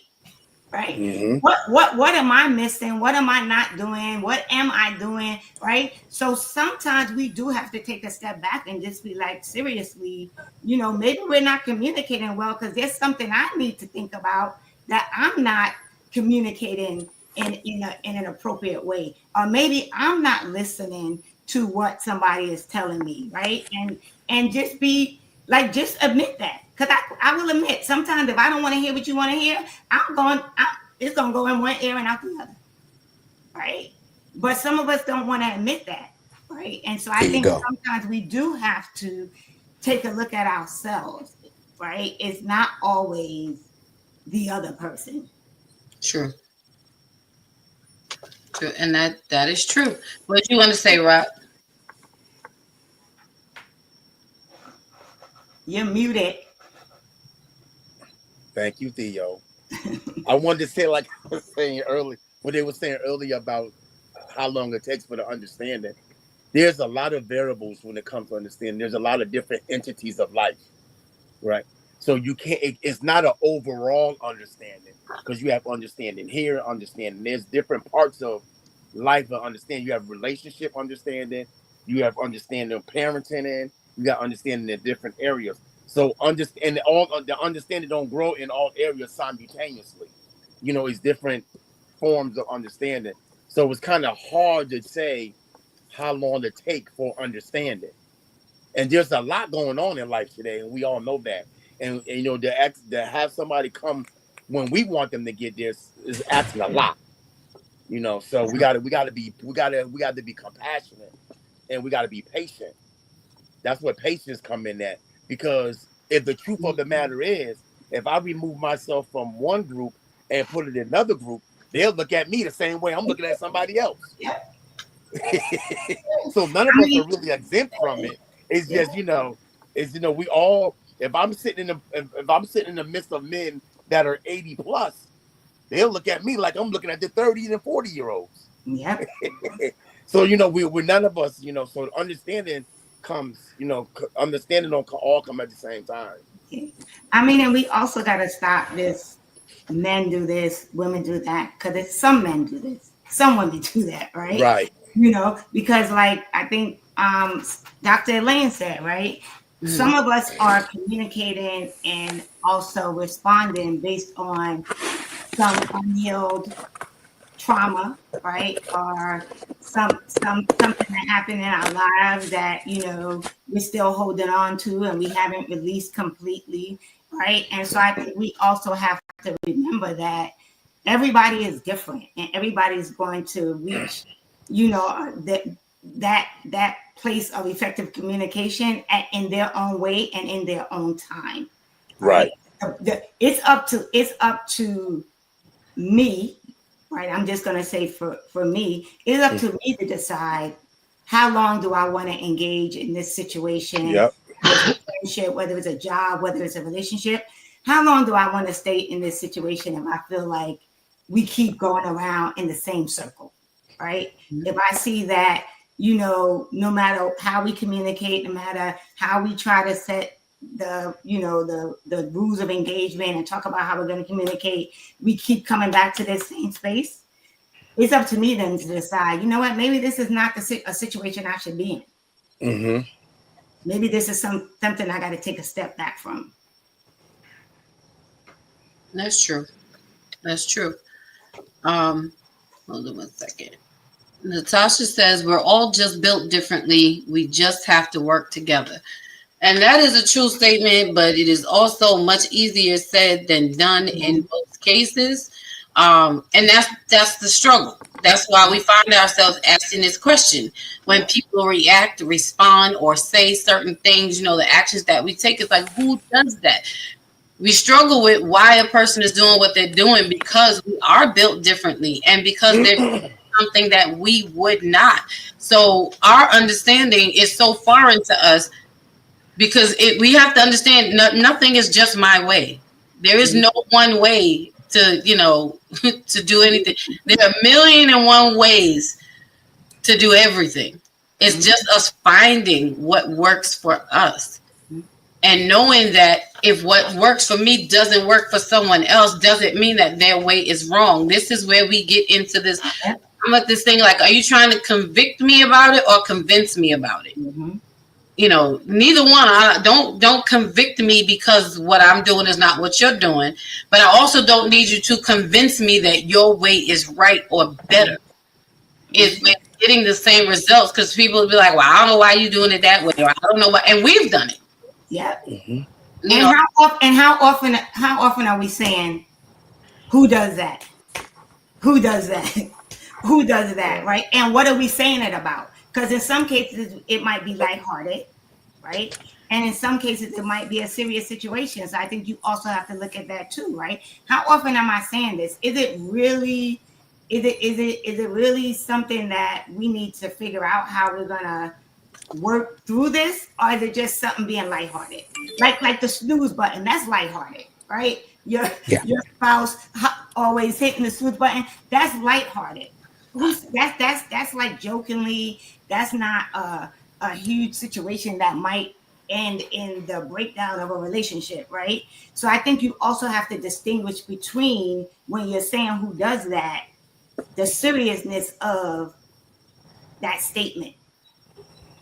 True. And I think you also have to consider in asking who does that. Like you brought up a point of how often are we saying it?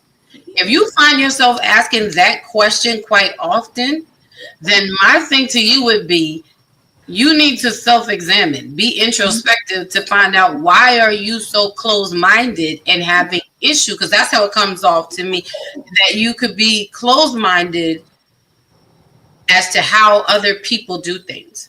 It's that self-awareness, right? Yeah. Like, is this something I need to really take a look at myself? And why are you so afraid to embrace the way someone else is doing it? Is it because that maybe you're not secure in your ways? Because when we hold stuff real tight, it's because we're afraid that it's going to escape us and we'll never get it again. You know, we hold things close to us that we have fear of losing and never getting back. But if I know something is mine and it belongs to me, I don't have to close it. I don't have to hold it with a clenched fist and put a lock on it and secure it in a glass case and all of that, because I know what I have, whether it be a thought, a belief, a person, what I have is mine, and no one can take that from me. So I'm not afraid to be open to hear someone else's way of doing it. Even when it strikes me and I wouldn't necessarily do that way, you know. But at the end of the day, I still have to respect someone else's thought process. Don't be afraid to learn something else. To learn something may take you out of your comfort zone. Something may open up that will help you to believe a little differently. You know, or aren't we supposed to enlighten each other? That's how we grow, when we learn something more than what we know, right? We all want to be in a situation or in relationships that are going to cause us to learn love. Yep. I want to be with someone who's going to help me learn love. I know it one way, but I look forward to learning it in a whole different way. Give me something I don't know. Help change my sensory memory. Yeah. But so I'm gonna share an experience. So one employer that I had, right? The entire leadership team, we did what we call, like, I forget the name of the assessment, but we all took this assessment, right? You answer all these questions, right? They compute them, and then they give you a color, right? You're blue, green, this person might be red, yellow, right? Whatever. And then we all came together, and, you know, they tell you what that means. And it was interesting because we all then would have on our vest our colors, right? So when someone walked in the room, they knew Theo is blue-green. So in order for me to engage with Theo, I know this is how she receives information, right? I know this is how she likes to get things done, right? Versus might be like my boss was a red yellow. So I knew, like, when I approached him, I had to approach him in a certain way, right? So it's kind of the same thing, right? You have to get to know people. And you have to get to know their strengths. Like, a friend of mine is a strength coach. And so I took an assessment. It's called the Clifton Strength Assessment. And it tells you what your what your 34 dominant characteristics are. But you have 5 top and 5 bottom, right? The 5 top are how you operate. And when you take that test, it really does help you why you move the way you move, right? Because, like, I show up as like an achiever, right? And I forget what my other 5 are. I probably actually have it here. I had it here the other day because we were doing something with it. So my top 5 are achiever, relator, learner, responsibility, and arranger, right? So once I took this test, I was like, oh, so that's why I tend to move in this way, right? Or that's why I tend to do this, right? And so sometimes it really is just getting to know yourself as well as getting to know your partner, because that will help with how you communicate. Because when you understand how someone receives information, right, it helps you, you know, communicate effectively with them or better, right? Right. I agree. I think we all agree. Eric Moore says we need to get comfortable with being uncomfortable in order to grow. That is That's so good. true. That is so true. Yeah. true. That is I was something. saying that earlier. That is like, We gotta get out of our comfort zones. That's my brother right there. That's your, of all things. That's what you're gonna say. That's your Yeah, brother. that's my brother right there. Coming oh, with that okay. wisdom. Hi, brother. One thing that helped me be a better communicator is I had to understand that just like I have a right to agree or disagree, so don't the other person. Yeah. Right. That is. And then one day I sat down and I realized, my father has been telling me that even when I was growing up. He was like, why do you think you could do what you do, but then you want to control how other people do things? Yeah, you can't do that. Just like you have a right to agree or disagree or like and dislike, they do too. Yeah. And then I had to learn how to respect that. And because when you don't, what you're doing, you're trying to get everybody to conform to who you are and what you want.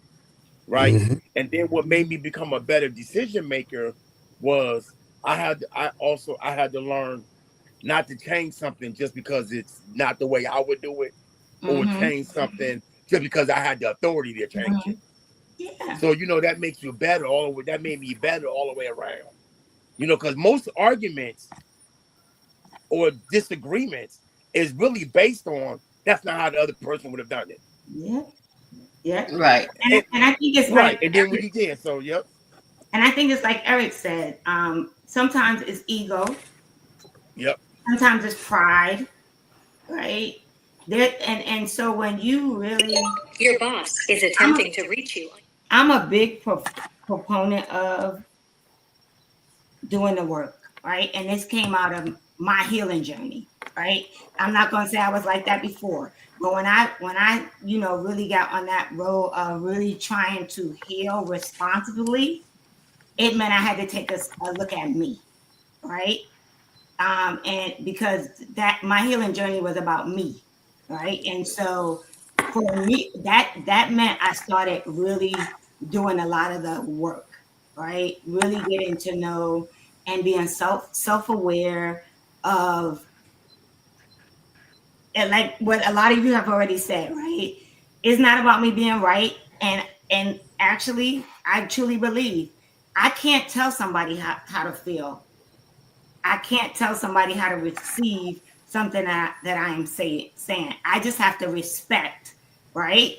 That they have their opinion, they have their thoughts, and then it's up to me to decide how I'm going to operate in this space, right? And for me to put up the appropriate boundaries if necessary, right? So, but a lot of it comes down to doing the work, right? Because you can only control yourself. I can't control anybody else. I can only control how I respond. Right. Right. And we all have to learn how to respond in a way that we're getting our points across effectively, but also not being offensive to the point where it causes harm. Yeah. You want to be able to, offend me to better, if I could say that way, but not to worse. Eric says we're so used to allowing people to talk to us a certain way. So when someone talks to us in a way that we're not accustomed to, we get in our feelings. And that's true, and I mean, in some cases it's justifiable. It's true. If I'm not used to you yelling at me, yes, I'm absolutely going to get in my feelings about it. I'm big on tone and volume. So it's like, okay, hey now, I'm going to all right, I'm going to need you to, because after a while, I'm not hearing you because it's triggering my emotions. It makes me start feeling unsafe, and so when I get unsafe, when I feel like I'm unsafe, then I become defensive.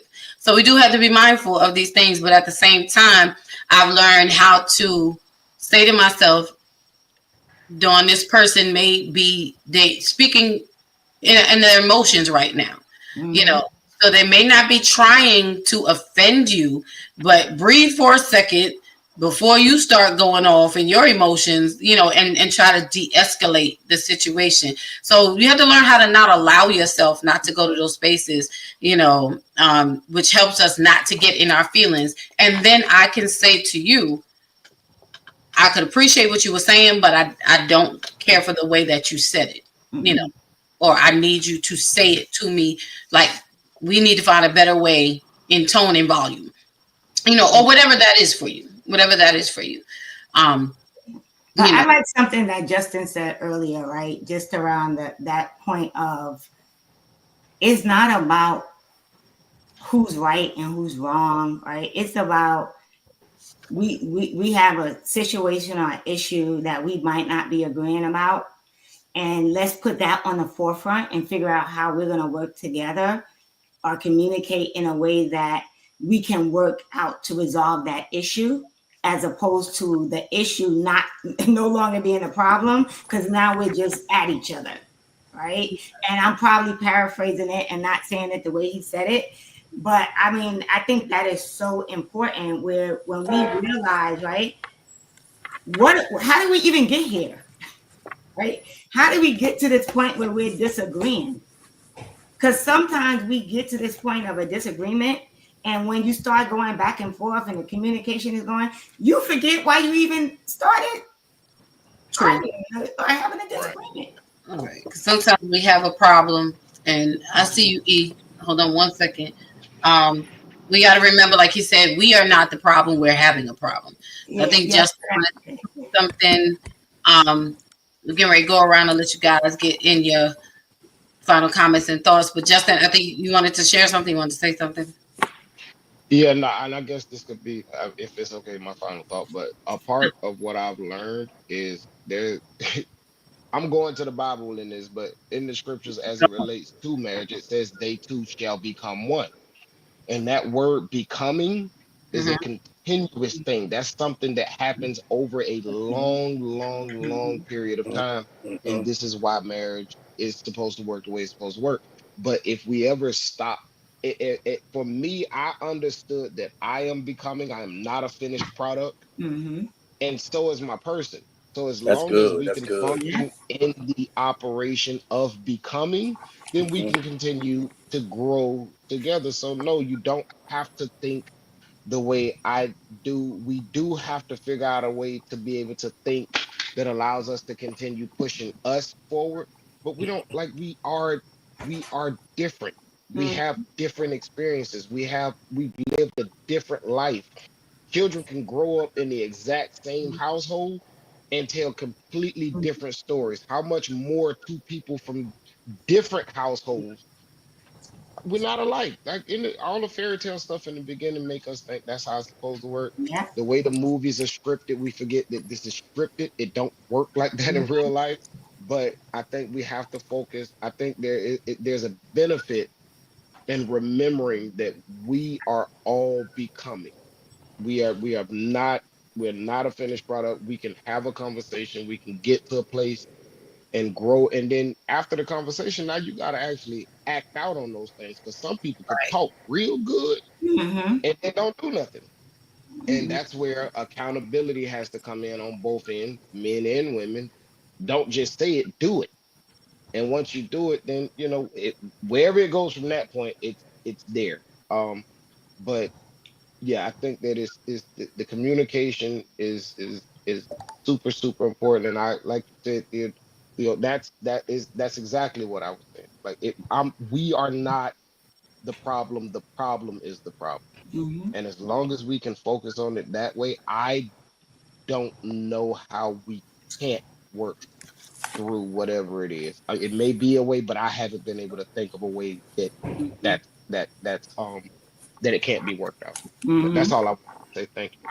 Well, good. Thank you for that. And if that's your closing statement, sir, you have done a wonderful job. We're gonna send your juice, your offering, and your towel very shortly. It's gonna be dropped off. We're gonna make sure Amazon sends it to your door. No, that's good stuff. That's good stuff. Come on, sir, Eric. What do you want to share along with your final comments, please? Thank you, sir. So there was a statement that was made in the comments about how long should you wait. So if you're having a conversation with somebody and that person is not giving you the answer that you want at that present time, you wait as long as it takes. You just wait as long as it takes. But let me make this clear. Do not go to bed angry at that person because you did not get the answer that you wanted before you laid your head down. Your actions dictate your progress. So I'm going to say that again. Your actions dictates your progress. So whatever you say and do to that person is going to decide and make the difference on how your relationship is going to go. So make sure that whatever you say and do, that you think it through. Because when you say and do what you do, when you say and do it, you can't take it back. That's Like right. Rock said, your words are going to dictate your actions, and your actions are going to dictate your progress going forward.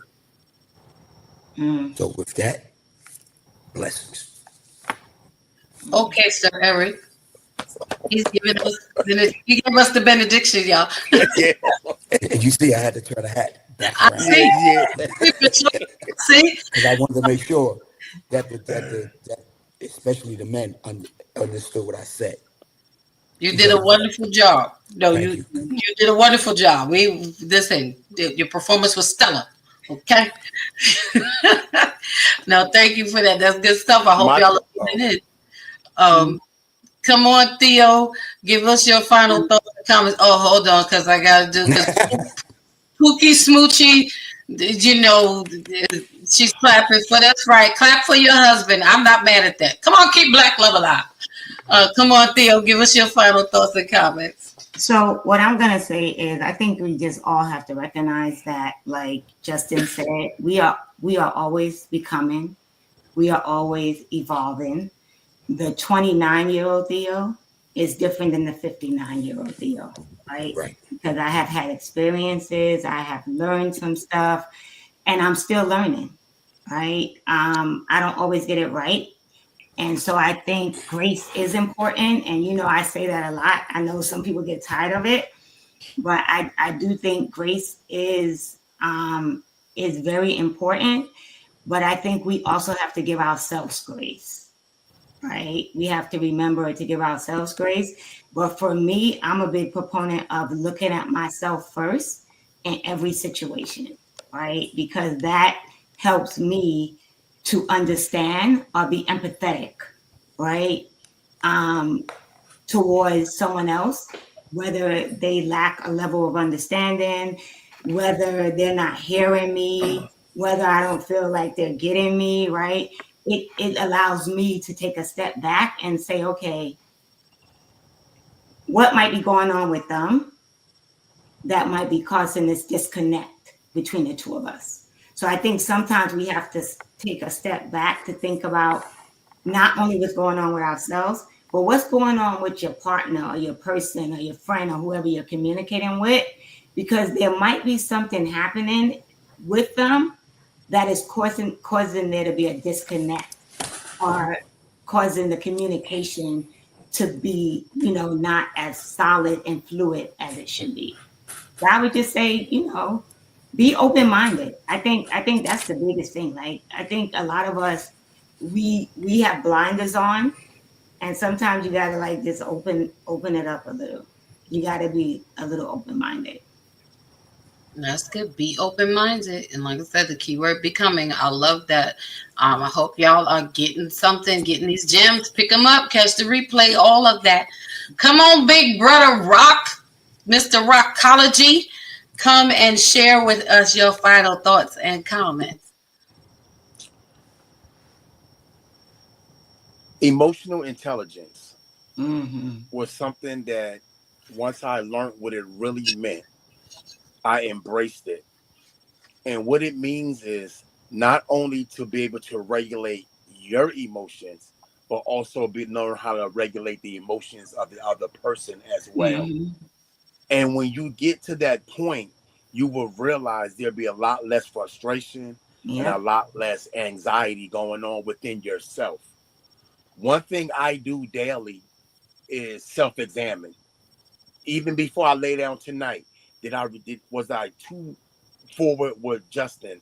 Did I handle the women with tender love and care like they're supposed to, even though I disagree? You always have to do a self-examination, because when you examine yourself, you will realize change starts within.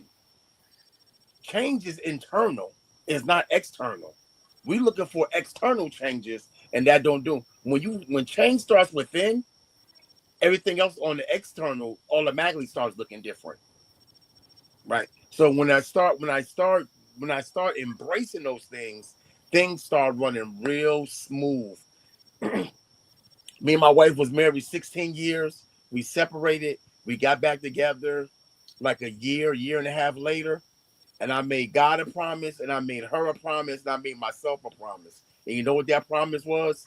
I would no longer worry about what she is or is not doing. I will worry about myself.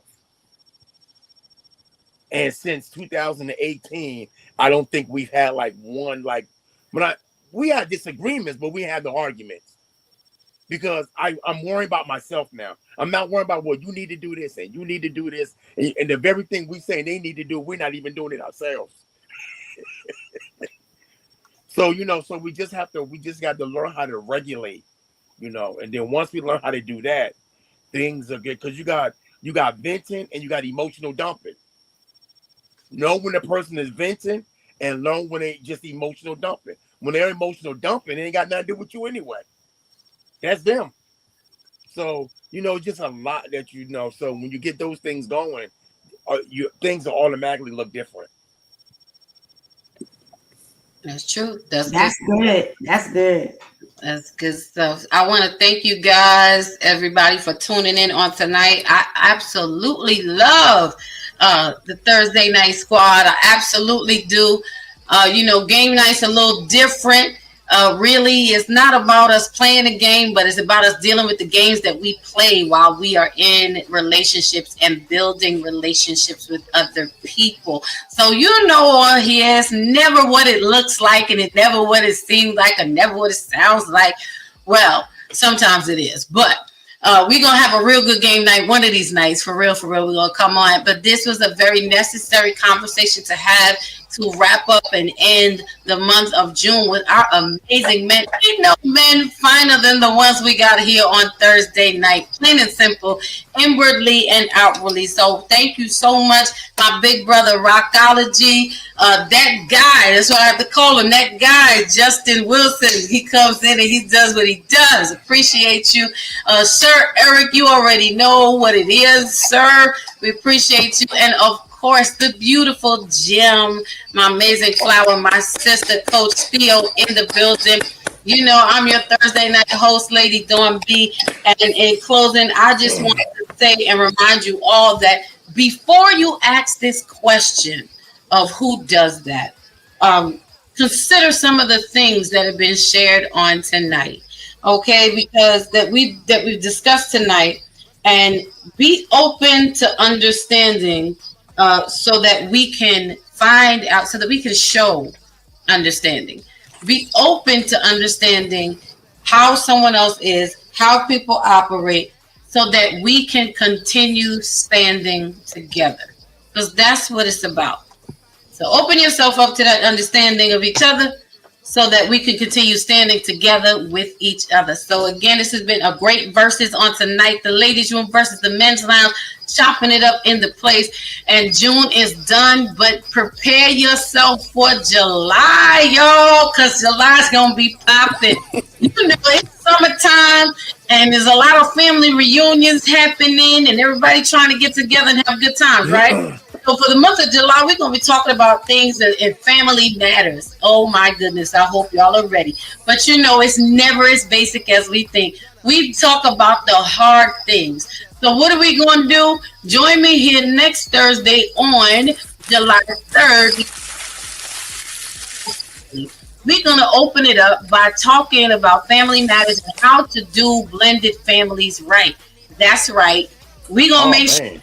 I We're got going 46 years of experience in that. to make sure that you get it right. We're going to show you how we do it in my family so that when you go to the family reunion and the picnic with your new and your next and your old boo and your ex might be there, you learn how to get along and get along the right way. So, looking forward to having who? That's right. For those who don't know by now, that guy at the bottom, the other corner there, that's my ex-husband, and we share a child. I know it's crazy, right, y'all? But that's also, we are very good friends, have an amazing relationship, friendship, relationship. And that's right, that young lady in the chat, Natasha, that is his good thing. That's right. I said it. She is his good thing. And they're going to be on here with me. Team Swinton is going to be in the house showing y'all how to make blended families work the right way. And then the Thursday Night Squad, of course, you know, y'all will come in and come up and add and lend and ask questions. Come prepared to have this conversation because we're going to keep it real and raw with y'all because it's possible. And then the following Thursday, guess who's coming back? Melvin Phillips with his book, I'm Divorced. But we're going to focus on the now what. And he's bringing some of the ladies with him that wrote the book. So July's lineup is going to be just as amazing and hot because we want you to get through it. We want you to have a good time at the barbecue, even if you're seeing your ex with his or her next. So thank you guys for tuning in again. Hit that thumbs up button on your way out. If you haven't, please like, subscribe, and share. We love you. We appreciate you. Thank you for coming in on tonight, and we look forward to seeing you when next week, one more again, we're going to do what we do, how we do it. So have a good night, everybody. Hang in there, crew, and we'll see y'all next week. Good night.